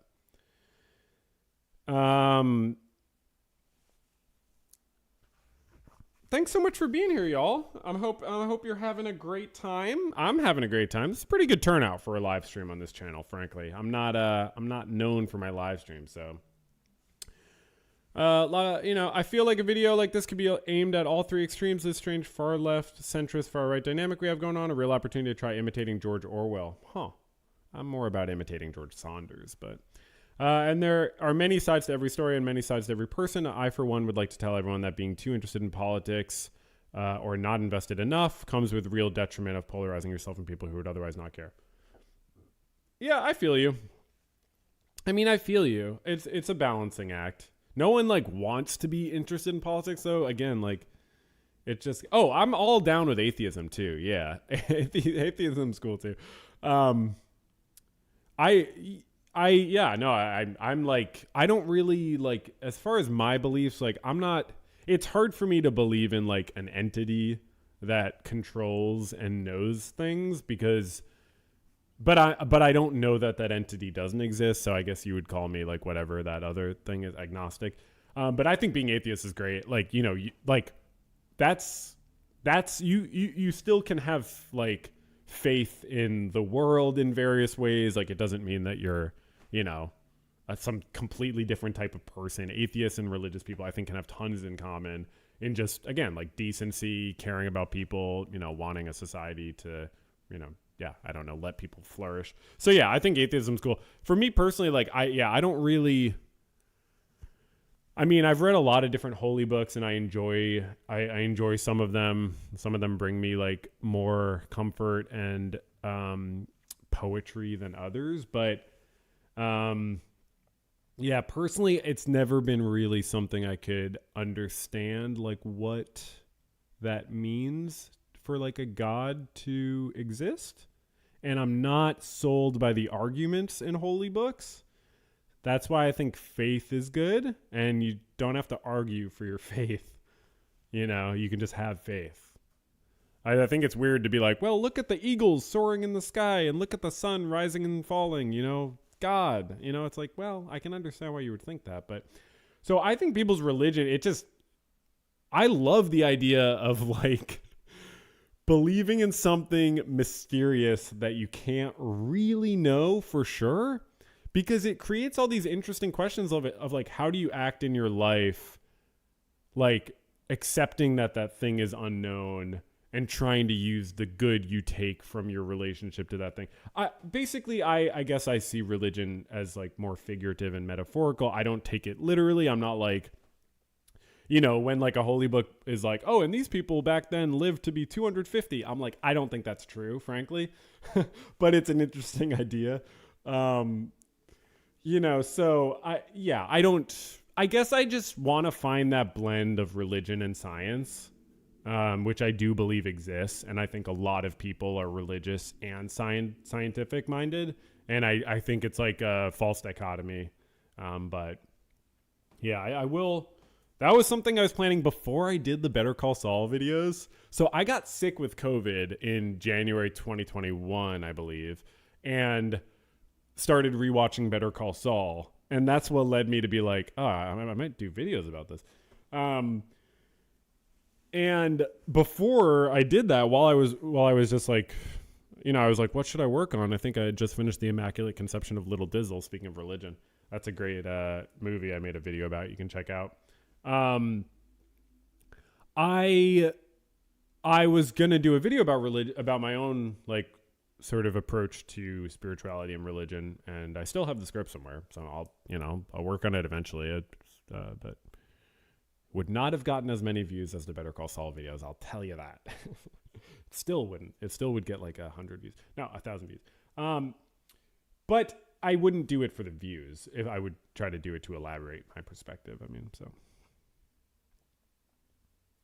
Right. So giving you more than you bargained for here in terms of why you're at this stream. Okay.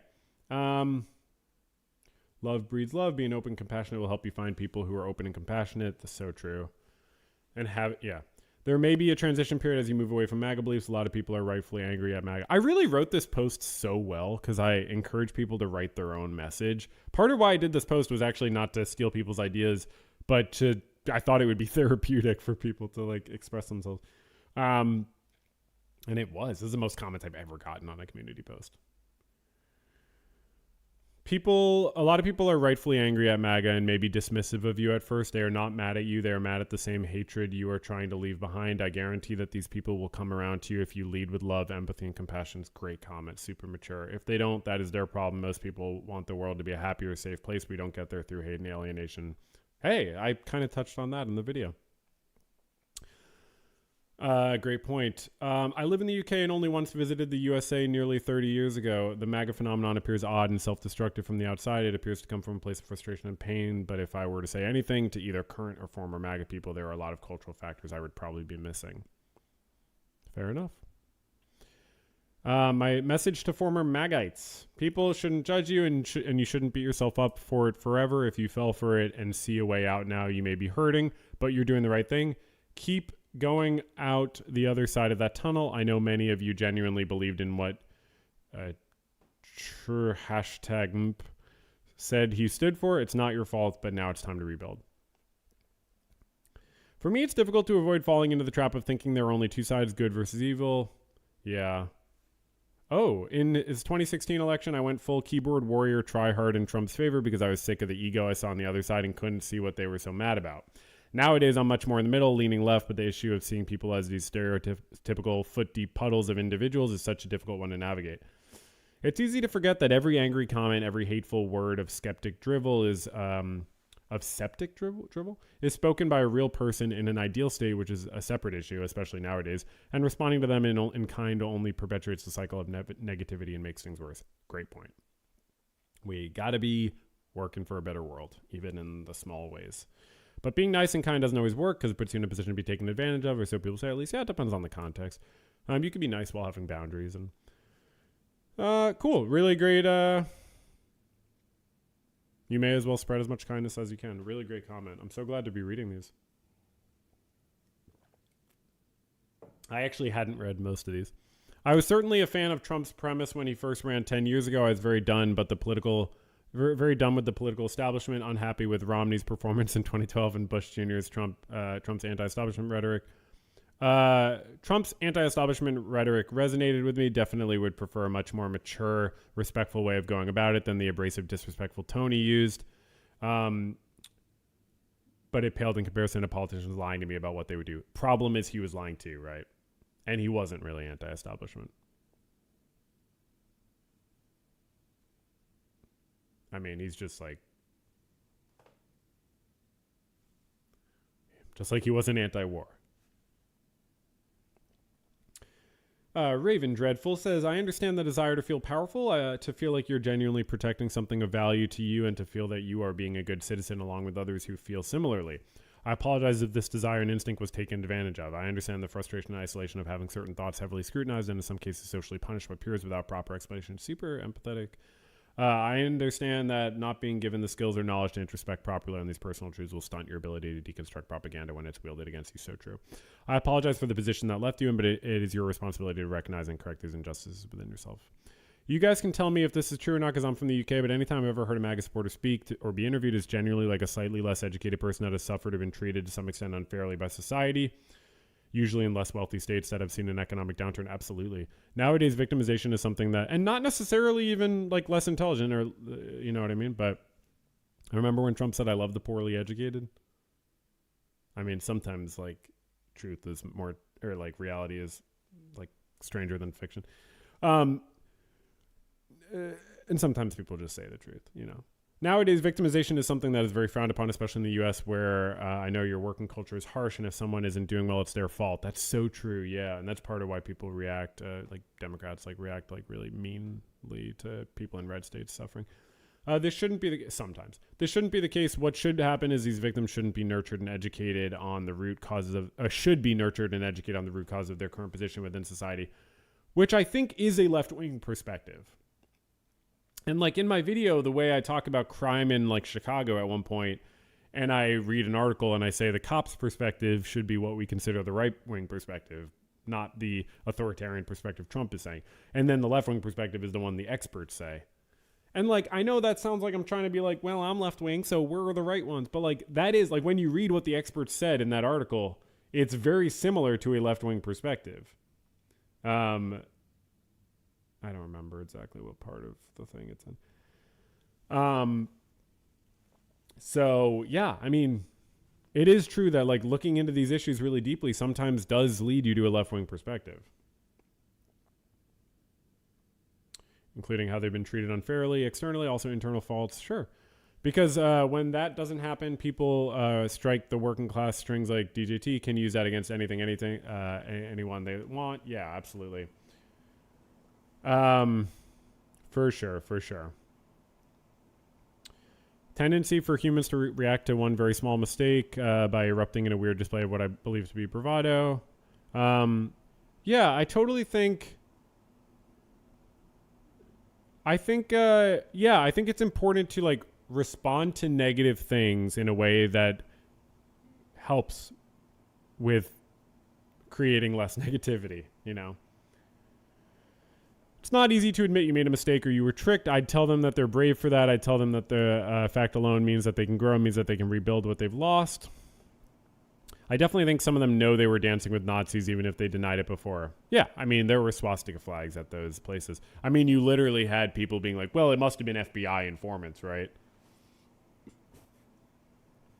It's like, you know, FBI is always around, CIA is always around, they're doing stuff, but like, I think we saw the months of lying to people about, you know, the election or stuff like that. I was just thinking of the January 6th because that's one time I remember swastika flags being around, I believe. Might be confusing it with a different Trump rally. This applies to former progressives. You pissed in my soup and told me you were cooling it down. Point not made, in my opinion. You can be this decade's ContraPoint speaking to MAGA instead of incels. Thank you so much. Voting in politics has a potential to change the world. So astutely examine the person and what they stand for when choosing to vote. It's always going to be the choice of the lesser of two evils. Yeah, I mean, it's true. Every decision we make is like the lesser of two things. Like you want to choose the less evil of two things. Like, I will readily admit we don't know what the world would be like if Hillary Clinton won in 2016. There is a chance it would be worse. I don't know. I think part of critical thinking, again, the difference between knowing and thinking and assuming, I don't know what would be the case. We cannot know. I think it's reasonable to say that, and again, it's not about Hillary. It's about the thousands of people surrounding Hillary versus the thousands of people surrounding Trump. Many of whom are similar, but there are quite differences there. And we don't know if Harris won in 2024, what would have happened, you know. But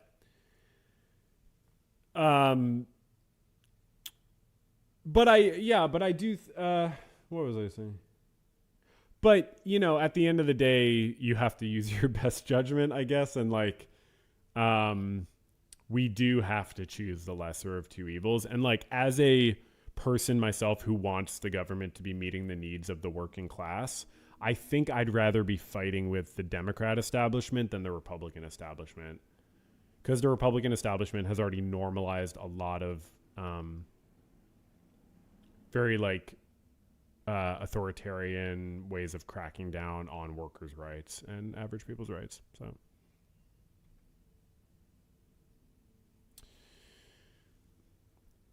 now do one for former progressives who feel the left has gone too extreme with wokeness and entitlement identity politics. That is not my beat. That is not my beat. That is definitely not my beat. The left needs to continue working together, and everyone who, you know, everyone on the left, center, or right need to find common ground where we can, because we are facing a really dire situation. A lot of people are getting their needs met less and less. So we need to focus on people's needs and making sure that they get met. Engaging in, okay, different sort of perspective here. Oh yeah, help them fully wake up so they don't cult hop. That is a thing. You get out of one cult and you hop into another. That's a common thing if you haven't worked out the deeper problems. It's like being a dry drunk. Like you stop drinking, but you haven't worked out the deeper problems. You're still, you know, blowing up at people. You're still having all types of other sort of impulse control issues. Engaging with radical politics you don't agree with has no effect whatsoever. Don't engage, organize in your direction, and don't reach out to people who are not rational actors. I get where they're coming from. I definitely think organize in your direction is a good idea. You know, I wouldn't make these broad sweeping statements necessarily, but, you know, whatever. As a MAGA, I'd be interested in what you have to say. Probably won't take it very seriously, though. Okay. So what did you think? What did you think? Did you watch the vid? I will keep you all posted. Subscribe to the Verbal Journal podcast if you'd like to hear me update you on that maybe this weekend. And another creator I like turns out to be a leftist. Shame.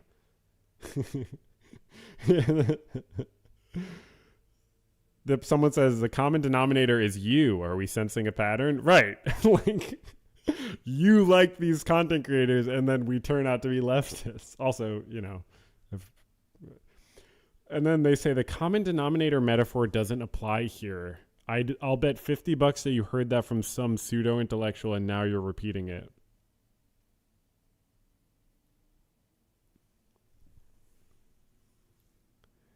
What? The common denominator phrase, it's not a metaphor. I guess it's a metaphor. Yeah, it's a metaphor between fractions and this situation. It does apply here. Yes, it does. Or you would say common factor. No, that absolutely applies here. Like, but it's not really, it doesn't apply in the sense like this, it's not really because of this person's, you know, beliefs, probably. I mean, they're drawn towards certain things and then they don't understand. I mean, you know, but whatever, it doesn't matter. Okay. Make it for the friends and relatives of MAGA folk too, and discuss the possible fears that would motivate a person to radicalize like this, and then what would be the cracks in this belief system, what could be felt as a betrayal of the values and beliefs of this community. Unfortunately, not just MAGA, people have been radicalizing all over the world, building communities that reach for extreme solutions. So true. So true. And obviously most of my viewers are not MAGA supporters, but I am happy with how many former MAGA supporters left comments here, because I wasn't sure. You know, I didn't know necessarily what to expect in that regard. But I obviously wanted my video to be engaging for people who are, you know, just like progressives also. So, yeah, I don't know. Like, I'm not sure if I'm going to go into the whole rule of law stuff, because I have a lot to talk about rule of law. So I think I might make that a separate stream, but just a few things to cover, and then I'll see if I feel like keep going, I guess. Keeping going.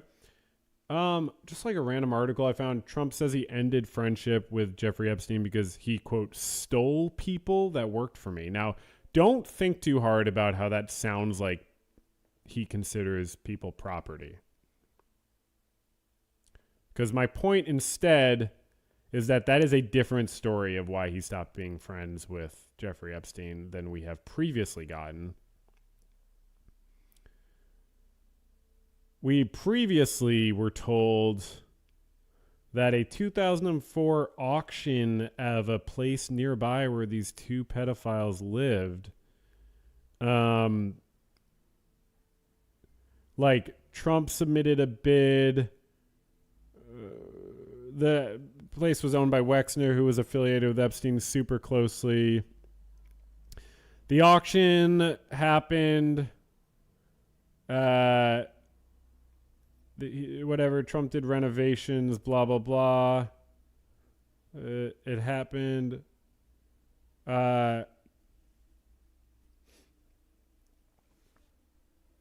So I'm trying to find, Trump has not said why their relationship ruptured, the Washington Post reported. But sorry, I haven't looked at this in a while. Hold on. I feel like there was a specific quote. Okay, so yeah, the Washington Post 2019 report suggested that Trump and Epstein's friendship dissolved as a result of bad blood generated by the auction of the estate. That's referenced in this article. But they said that Trump has not said why their relationship ruptured. So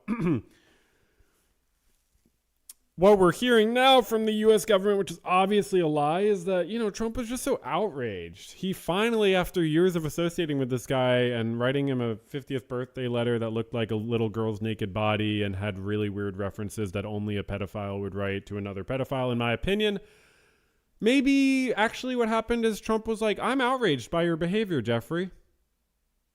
I'm outraged.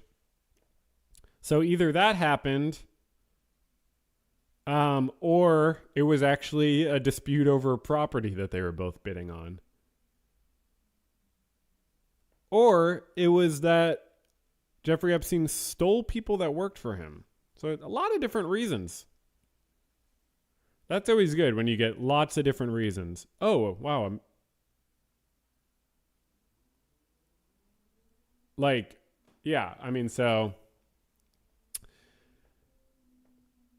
Super, it's just going to get worse.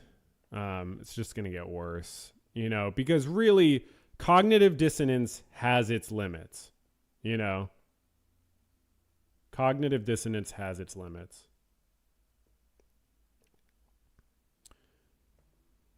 Speaking of cognitive dissonance having its limits, this is from 8 years ago. Donald, do you ever discuss sex with your daughter? No. You do not? No. You've never sat And her I down? have a feeling we're not going to hear. Yeah, no. Another embarrassing video from a 2006 Howard Stern show has surfaced. It shows Trump alongside daughter Ivanka and son Don Jr. Don Jr. is really getting out of control these days. Yeah. I think if accountability exists, he's in for a rude awakening in the not so distant future. He seems to be really out of control. He seems to be getting, yeah. But anyways, let's watch this. I don't need the person to explain what's going on. Let's just watch the clip. Joking about being a sexual predator. You know about sexual predators and things like that. I mean, You are one. All right, I was going to say that, but it's true.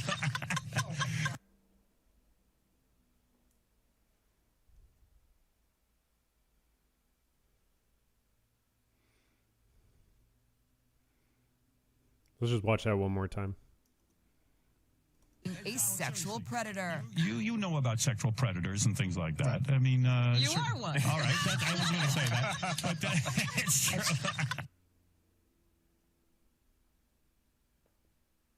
That's not how I would react if someone, let alone my daughter, said that to me.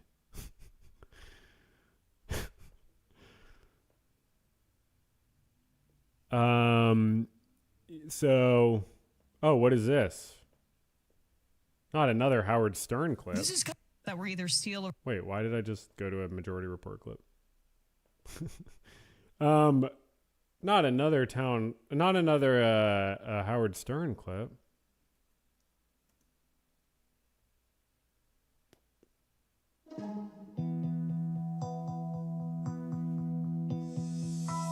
My daughter is beautiful, Ivanka.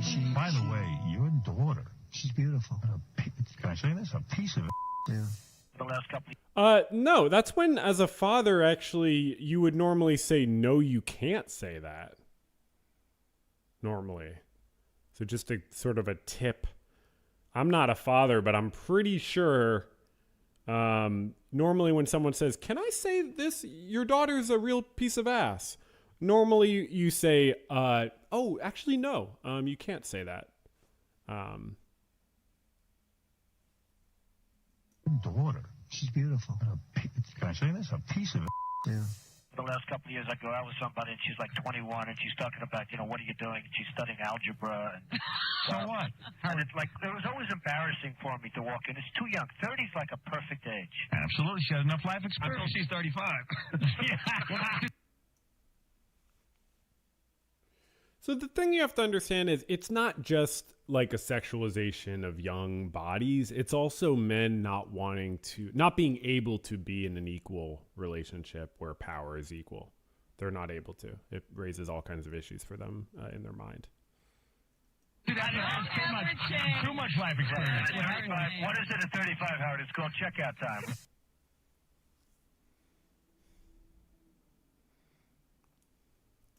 And you're probably, I would say, the greatest judge of beauty on this planet. In fact, I would create a TV show for you where all you did was just judge women. Now I bet you would, Howard. that may be the best idea of all. It's a simple thing. It's a half hour, and we strip it out all over the I would country. say I'm the all-time judge. You own this pageant. You go over. You're meeting the girls. It's that one. So of them right now, this clip they're now playing is not a hypothetical. This is about Donald Trump actually running pageants where children are performing for his friends. comes up to you and says, Mr. Trump, you're a very sexy man. You're a beautiful man. You have fantastic hair. Well, you're a powerful man. Oh, I'm sorry. Wait, this one might still be hypothetical. I didn't realize they had this many conversations about this stuff.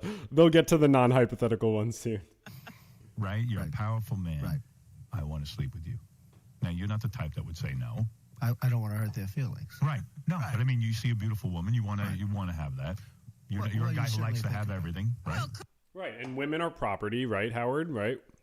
So there are things that are had. Thanks so much, Howard Stern. You've been a really great influence on this world. Could that be construed, however, as Conflict? yes? I don't see it as a It conflict. could be a conflict of interest, but, it's the kind of thing you worry about later. Oh, I see. You tend to think about Yeah, I mean, this is this is his.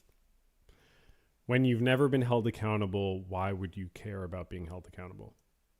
the conflict a little bit later on. question is, how can it not be construed? No, I mean, some of these foreign girls, Mr. Trump, in my country, we say hello with the vagina. And Well, you could Oh, I would have thought that was funny when I was 12. also say, as the owner of Okay, here we go. the pageant, it's your obligation to do that. So you have done that. Now, tell Well, me I'll what- tell you the funniest is that I'll go backstage before a show. Yes. And everyone's getting dressed and ready and everything else. And, no men are anywhere. And I'm allowed to go in because I'm the owner of the pageant, and therefore I'm inspecting it. I'm inspecting. I want to make sure that You're like a everything doctor. is good. You're there. Yeah, the dress. Is everyone okay? They're standing there with no clothes. Is everybody okay? And you see these incredible-looking women. And so I sort of get away with things like that. Okay, so those ones might have been women that he was looking at without their consent, walking in on them with a power imbalance of being the owner of the thing that they're working at, essentially their employer. But they might not have been girls in those cases. They might have been fully grown adults, maybe. So, it's unfortunate because I do think this was known for quite a while, right? I mean, this was live on air. I think a lot about, like, the oppression of women is so important because it's such a huge population. Like, they're like slightly over 50% of the population, and they've been treated as property in so many places for so long, and we're just barely out of the time period of considering women property. like historically. Gotta be I guess you have places where actually it's much more majority numerically is oppressed, right? I mean, that's certainly like in South Africa, you have like black people are like 75% of the population and own like 10% of the arable farmland or something like that. And white people are like, you know, I forget the exact percent, but they own like 75% of the arable farmland or something. And so, I mean, and that's just farmland. But yes, obviously you can have like numerical majorities that are like the power minorities, but it's just so fascinating throughout history, like how societies have tried to justify the subjugation of women in so many different ways, and we're just like really trying to move on from it. We're like really trying to move on from it, and any man who kind of like still treats women as property is just not ready to move on, doesn't feel capable of seeing half the population as human beings with agency, and needs to live in this like little padded cell of misogyny. So one thing, we've been talking a little about religion. And I think there's like, I think I found like a religious thing that referenced a death penalty or something. Hold on, let's see if I can get this pulled up here.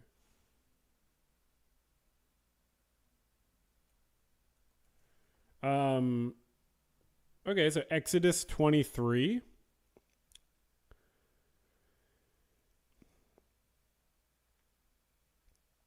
Do not deny justice to your poor people in their lawsuits. Have nothing to do with a false charge, and do not put an innocent or honest person to death, for I will not acquit the guilty. I believe that's from the perspective of God. I don't know. I'm not super familiar with Exodus, frankly. Have nothing to do with false charge. Do not put an innocent or honest person to death. Okay, so it seems like we should not do that if we want to be in God's good graces. Cool. So I will definitely save the... What is this? Okay, I got a few more things. I'll save the rule of law stuff. Okay, the rule of law, we'll do a whole stream about the rule of law. Should I take it out of the title? Is it too late? It doesn't matter. Okay, no one's joining the stream at this point. So just a few more articles just to kind of wrap up what we're looking at here. Republican President Donald Trump's tax law will mostly benefit the rich while leaving poorer Americans with less. The 10% of poorest Americans will lose roughly $1,200 a year, which is huge for the poorest 10%. As they experience restrictions on government programs like Medicaid and food assistance, while the richest 10% of Americans will see their income increase by $13,600 from tax cuts. The largest benefits will go to the top 10% of earners.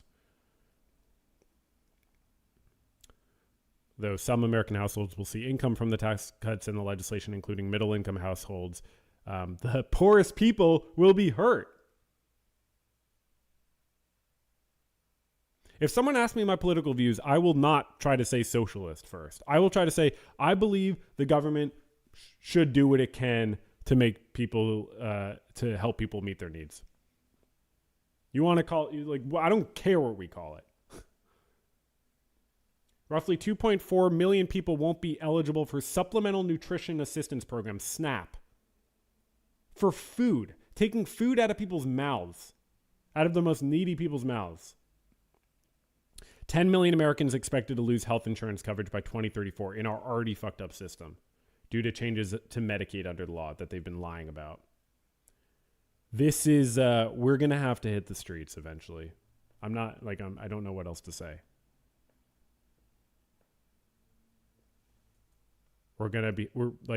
Make your life as much as possible where you feel like you'll be able to demonstrate. So always, doesn't mean you have to like buy a gas mask. I just mean like try to get your Try to get your life in a way where you could take breaks from work if you need to, or like just have backup plans, build community, build connections with the people around you. Oh, nice. I'll save this article for something else. I'm always saving different articles for different things.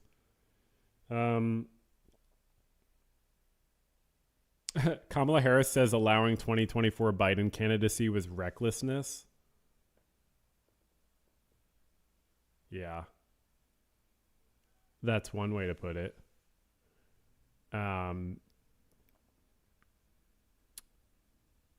Yeah, I mean, also you not supporting Palestine was recklessness. Are you willing to sort of think about that? Unfathomable. I'm trying to find, they just did like more polling on Trump yesterday. I feel like it would be worth looking into, but I'm getting distracted by a bunch of different articles. Okay, Trump approval rating. Here we go.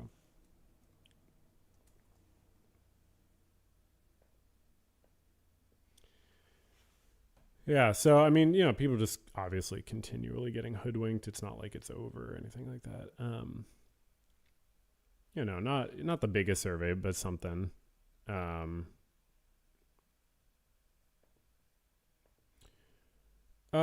Right.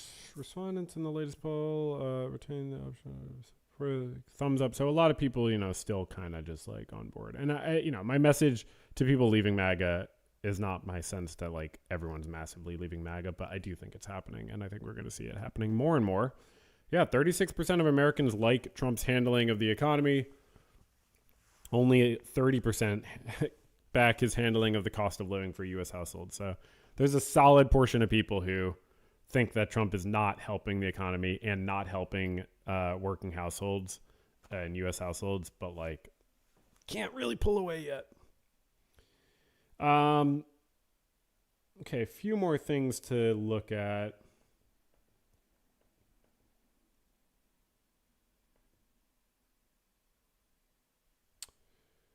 Alrighty, what is this?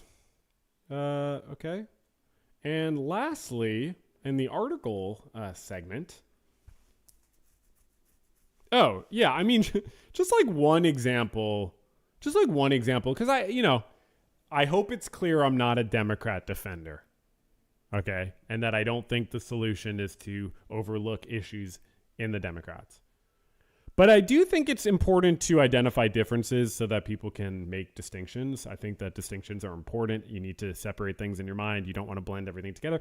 Also, being able to blend things together in the right way is important. Like, we need to be able to make distinctions, and then we need to be able to see patterns. I do think pattern recognition skills are lacking sometimes.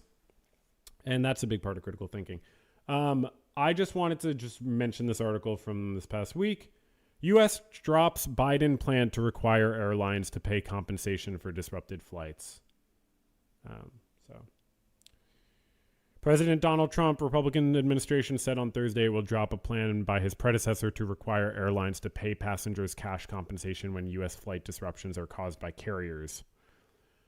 Transportation Department under Biden sought to public comment on the rulemaking process, whether airlines should be required to pay $200 to $300 for domestic delays of at least 3 hours and up to $775 for. Keep in mind, sometimes you're missing your connecting flight. Airlines sharply criticized the proposal. Oh, really? That's surprising. Do they also not pay their flight attendants when people are boarding the plane, and they only pay them when they're in the air? Interesting. Maybe we shouldn't take their judgment. So yeah, so like Biden, so many issues, so really not that great for the working class, but like, you know, at least the Democrats would occasionally do things like this. Like, just try to do things. You have, you know, spectrums of power or whatever going this way, I guess.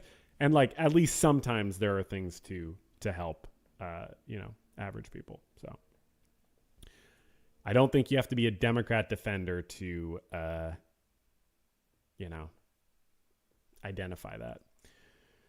Okay, well, you know, that's about that. That about does it. How are we feeling? How are we feeling, everyone?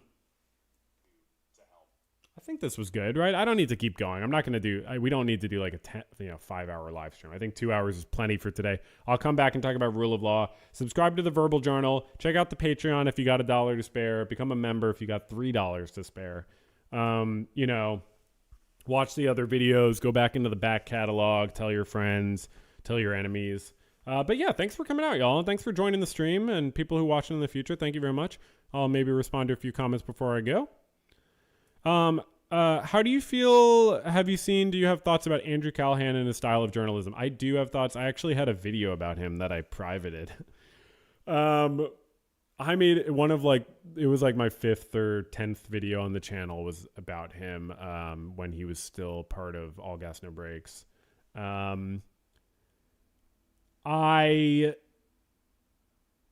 I started falling out of love with his content before his sex pest behaviors even came out.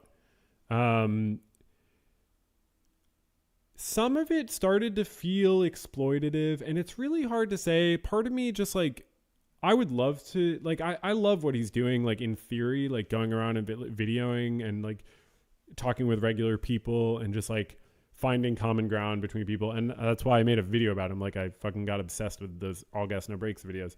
And my video was not critical at all. It was literally called, He is the Best Listener. Andrew Callahan is the best listener. So I had to change the title at first once it came out that he was a sex pest, or that he had acted like a sex pest on numerous occasions and coerced women into sexual encounters that they did not want to have. And it was really gross. But I changed the title a bunch of times. I changed the thumbnail. I tried to change all these different things. And then I was just something about how he came back after that. He didn't seem really I didn't watch all his stuff. I actually have watched very, very little of his stuff. So maybe he has addressed it in really thoughtful ways. I got the sense that he was doing the whole canceled, cancel culture's gone crazy thing. Maybe I'm wrong. Maybe he wasn't doing that, but I got the same. It was similar to Louis C.K. where when Louis C.K. was called out, I could have imagined a world where he came back and where I started listening to his comedy again, but that world did not come to pass because I just didn't feel like he apologized. He gave an okay apology, and then he left for 8 or 9 months. I think he came back too soon, but more importantly, he was very much what, canceled me, and I don't know, he made jokes at the expense of school shooting victims, and I'm yeah, really funny, dude. Divorced dad energy or something. I don't know what to tell you. It's fine to be a divorced dad. Sorry. So for me, again, as I talk about on this channel so much, people can change. I'm a real believer in people can change, but that they need to show it.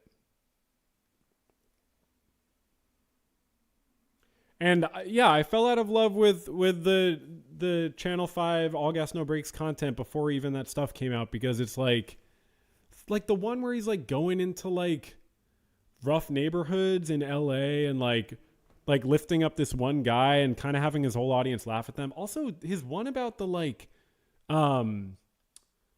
reparations for slavery organization seemed like he was laughing at them the whole time, and okay, are they silly?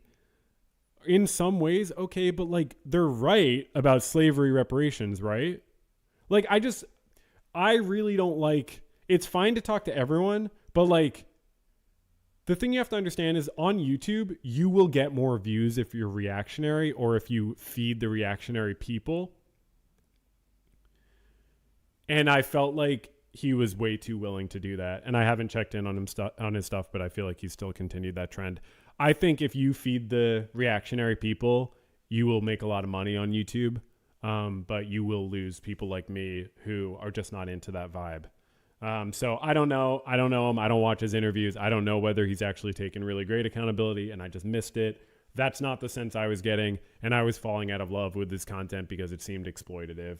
That one about the slavery reparations thing really rubbed me the wrong way. And again, maybe I missed something. Maybe I didn't get it. Maybe that's not actually the organization and they were doing something else, but it's laughing at the left and laughing at the right is all good, but there is truth there is something that is true, and there are some policies and there are some approaches to reality that are more helpful than others. So anyways, I wasn't even going to answer the comment, but I did, and I spoke at length about it. So it was disappointing. It was disappointing. I don't know what he's up to, but I was like, when you're called out for your wrongdoing, the onus is on you. It's not an opportunity to point out all the problems and the people calling you out. We should always be trying to do the good that we can and take responsibility for our own actions when we can and when it's worth doing and when like it's real and true that we are responsible for our actions. We should be focused on what we did wrong when we do something wrong. We should not be nitpicking about how annoying or whatever people are who are calling us out. So yeah, I didn't watch his Hunter Biden interview. I'm sure it's fine. You know what I mean? I just am telling you, like, I fell out of love with him. You know, I don't listen to, you know, Michael Jackson. Like, I'm sorry. When I fall out of love with someone, I'm not trying to, he's not like Michael Jackson, but like, I need someone to like actively demonstrate that they've grown from the wrongdoing. And I got this real sense that he was on the like, oh, I got canceled sort of train. Like, I mean, maybe I'm wrong. I'm open to being proven wrong. I would like to like his content. But yeah, I don't know. It's when you make fun of all sides, it gets a little bit weird. It makes me think of like Eric Andre. I remember when like someone called him out for like something I think to do with AI, and he did some post about like making fun of like left-wing people for like basically, I think his argument was basically like, well, you too live in the society and purchase things. And it was like, yeah, Eric Andre, like same type of thing. Like you make fun of all groups, but like that doesn't justify being a douchebag if you're called out. And like you could just take responsibility for something. Anyways, on the podcast this Sunday, we got a lot of fun things to talk about, and it's actually going to be a public episode, so I'll see y'all there. But do feel free to subscribe to check out the private ones, check out the pod, check out the clips. I don't know. I don't need to like promote it right now. I'll just put it in the description. Okay. So cool. Cool. Yeah. Thanks so much for watching, y'all. I mean, this was fun, right? I think, I think we all had a good time, and, I'll catch you on the flip side. So thanks for doing your part here by joining the stream and sending such insightful comments. Thank you to everyone who commented on the video and on the post. And hang in there, y'all. You know, a better world is possible. There's a lot of people who believe in it. You know, so yeah, let's keep working for that. You know, we all got to work together. You know, we're all gonna make mistakes sometimes. We got to just like try our best here. We go off track. We go off different paths. But like we're social animals and we cannot survive on our own. We need each other, and we should be doing everything we can to help each other flourish and understand that our freedom is intertwined with each other. We need to free Palestine. We need to push back on our government everywhere that our government is oppressing people. In our communities, they're trafficking people. They're trying to remove people from our communities. If they're undocumented, if they're documented, but their documents are out of date, or they, been showing up every year for their ICE appointment, but this year they just get deported at their ICE appointment. You know, so we gotta always be pushing forward for rights and dignity everywhere, because it's a battle on all fronts. So, you know, it's great to have this YouTube channel. It's nice to be able to spread my thoughts and express myself. I encourage all of you to find your outlets for your views and your beliefs. You don't have to start a YouTube channel, but you know, you can. I don't need the competition, but you know, you can. But no, you know, you want to find outlets, even if it's just writing about it, talking about it, just finding ways to connect with people, to organize, and to just like take care of yourself, exercise, drink water, eat good food as best you can, get that checkup you need. And let's just keep kind of hoping for a future here and keep working towards the future. So thanks, y'all. Okay, have a good one. And I'll talk at you at some point in the future. How's that sound? Okay. Cool. Bye.